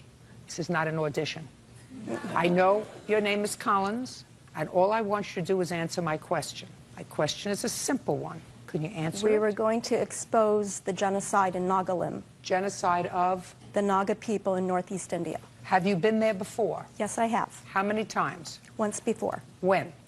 2005. And when did you meet Miss Balin? I met her on January 21st, 2009, the day after the inauguration. What is your profession? I'm a filmmaker, an independent filmmaker. Have you ever made anything that was commercially successful? Yes. Yes, What? I've produced 5 feature films since the age of 19. Is that how you make a living? You could call it a living, yes. No, I'm asking you what you call it. It's not quite enough of a living, but it is my What do you sole do? source of income. It is your sole source of Yes. income? Okay. Tell me about the trip to India. We were planning to go on February 8th, from like February 8th to the 17th. And what arrangements did you make with her for payment? That I would just pay for her air ticket and visas. What about her expenses? There would be no additional expenses. Well, how was she going to live there between the 8th and the 17th? The Nagas would pay for everything, the hotel, food, and everything. Plus, that's how they host. And all the expenses. Mm-hmm. Go ahead. All of us got our visas, except for one gentleman that she was bringing to the table. How much did it cost to get your visa? $73 a person. Okay. So she had to fly up from LA to San Francisco because there is no consulate that could do it in such a short amount of time. So she flew up to San Francisco, and then she called me from San Francisco subway station and said she lost her wallet, and therefore I would need to pay her some more money. Well, how much money had you given her to fly to San Francisco? $350. Go ahead. And then on 2 days before we were to leave, I got a call from the Indian consulate that my visa was revoked. Sorry, prior to that, the minute I got the visas, I purchased tickets online. Mm-hmm. And this is how I travel. You can see proof that I got my visa and all the travel that I've done. Well, your visa was revoked, and you got the airline ticket, and the airline ticket was non-refundable. I did not realize that, but I've never it was. canceled a trip before in my whole life. You say that the airline ticket was non-refundable. That's what they told me. Fine. If- and how if much I was, may, Your just a Honor? second, how much was her ticket? $1,114.40. Okay. When did you cancel the trip? Well, the minute we heard our visas were revoked. What date? February 6th. And when did you call the defendant and let her know that the trip was going The to same be... day. Okay. And what did you tell her to do with her ticket? I told her I was fighting the case on the basis of frustration of purpose. Our mission was to go there, and we were not able to go by a third entity, a known entity, of having our visas revoked, that I was going to fight it. I understand that you were fighting it. What happened with your ticket, by the way? Well, in my case, my father had 3 seizures at the same time. What happened with your ticket? I was refunded my ticket on the basis of my father's illness. But canceled the ticket? No. I canceled it based on revoked visa. Ms. Collins, are you telling me that you provided medical documentation about your father's seizures to the airlines, and based on that, they refunded your money? Yes. Well, then that was false. That's what you're telling me. I mean, that wasn't the reason that you weren't going. No, on both reasons. I told him it was a revoked visa, and it was also my father. When did you turn in your ticket? When did I convert my ticket to use it? Shortly before April 3rd. Okay.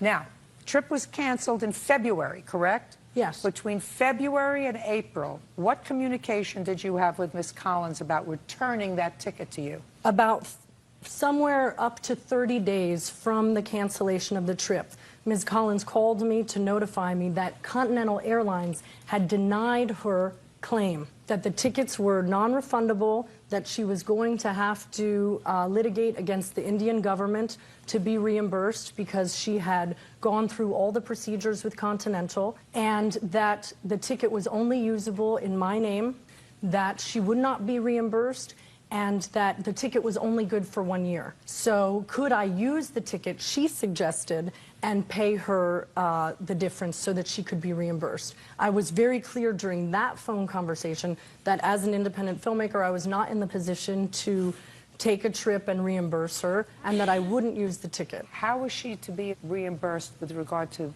the time that she'd spent in San Francisco? We never discussed that because we didn't even know that was going to happen. So that, at least in part, you would say, Ms. Collins, the payment that the defendant was to recoup as a result of this enterprise was she was going to get a free trip to someplace and have all of our expenses paid and have the ability to participate in the making of this documentary. Only in Nagaland. I understand that. This whole thing about coming from LA to San Francisco came out of the blue. Well, she had to go there. You explained that to me. She Right, couldn't get it in Los Angeles. I know, but I'm saying... She couldn't get it in Los Angeles. She had to travel to San Francisco. Right, but I'm saying... In furtherance of the project. Correct. All right, fine. But I'm saying... Miss Collins, what happened was, and I gather, Miss Balin, what you did was you converted the ticket and you used it for travel someplace else. At her suggestion. Well, what she wanted you to do was to see if you could use it and give her money. Right, and at that point... you said, I'm not doing that. And she said, then use it anyway because it's void in 1 year time. Yeah. She wouldn't have gotten back her money from the airlines if she hadn't submitted a medical reason of her father's illness in order to get it back, and she certainly couldn't use that for you. And I confirmed... Just a second. Sorry. How many other airline tickets did you purchase, Miss Collins? I purchased 4. Were you able to get any other money back other than for your ticket? Not yet. I'm still in the process. The answer is no. I'm in the process of... The answer is no, correct? I'm still working on it. The answer is no. No, for now. Well, no, for now. And the only reason you got yours back is because you lied to the airlines. I did not lie. Yes, you did. No, I can prove that my father... Absolutely. Stop playing. I can prove my father's medical. Listen to me. Can you take this up? No, he can't. Listen to me very carefully. Look at me. You tried to get it back based upon the fact that your visa was revoked. That's what you told me first. You couldn't. And then somebody said to you, well, see if you can use a medical excuse, because if a close family member is ill... It all happened at the same time. It happened at the same time. I tell you what we do. I'm dismissing your case with regard to the airline ticket without prejudice. If you are successful in recouping from the airlines money for the other 2 tickets that you purchased, you have leave to come back here. I don't think that that's going to happen. Did you sue the others? Just a second. On the basis of frustration of purpose. Did you sue? You tried frustration of purpose. No, I did not yet. It didn't work. No, I have not. Well, then why did you use a different reason for yourself than you want to use for everybody else? Well, that also happened at exactly the same time, which you can see. Did you hear my answer? Could you please? I'm not looking at it. It's irrelevant. It's very relevant. If your father had 3 seizures. It's irrelevant to your claim. I just told you, if you are successful in suing for the return of the money for the other 2 tickets, you have leave to come back against this defendant. I don't know if the decision will be the same or different, but you have leave to come back. Now let's get to the money that you allegedly loaned her. How much money did you give her in total? I gave her an extra $146. $146 you gave her twice? Correct. Is that correct? It was the initial $350 and an additional $146. Okay. And the 146 you either lost or was stolen, is that right? Well, that's either a yes or a no. Yes. Okay, so that you owe her, 146, because she gave that to you once. She doesn't have to give it to you twice. Now, But my what trip about was the extended. Yeah, what about the other money? $500, which she clearly says here that she loaned me. I mean, that I loaned her and that she's going to give it back to me. I'd like to see that. And can I present as well the email?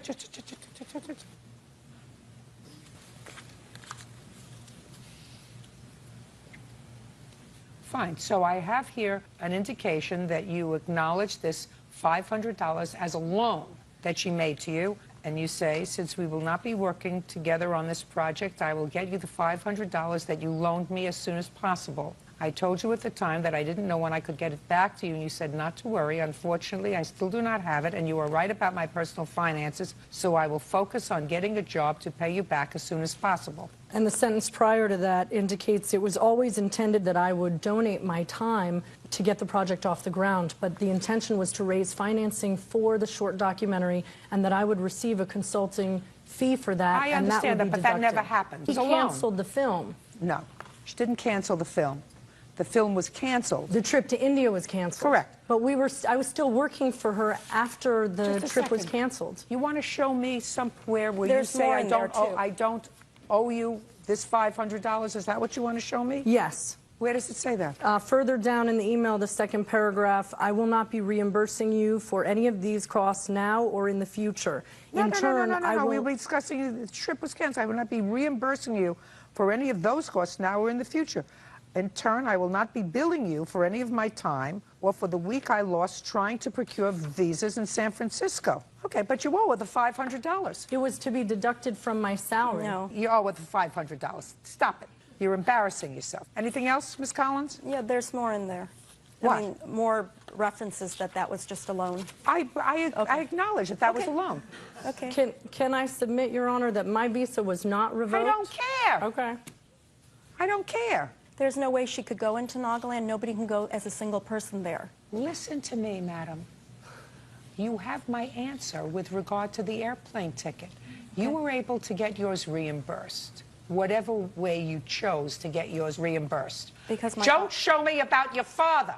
If what you say to me is you were the leader of this troop, and as leader of the troop, you couldn't go because of your father's illness, then you should have been able to get the other people's money back on the other 2 tickets that you purchased, right?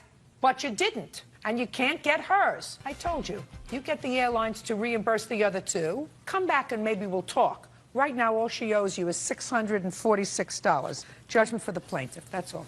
Parties are excused. You may step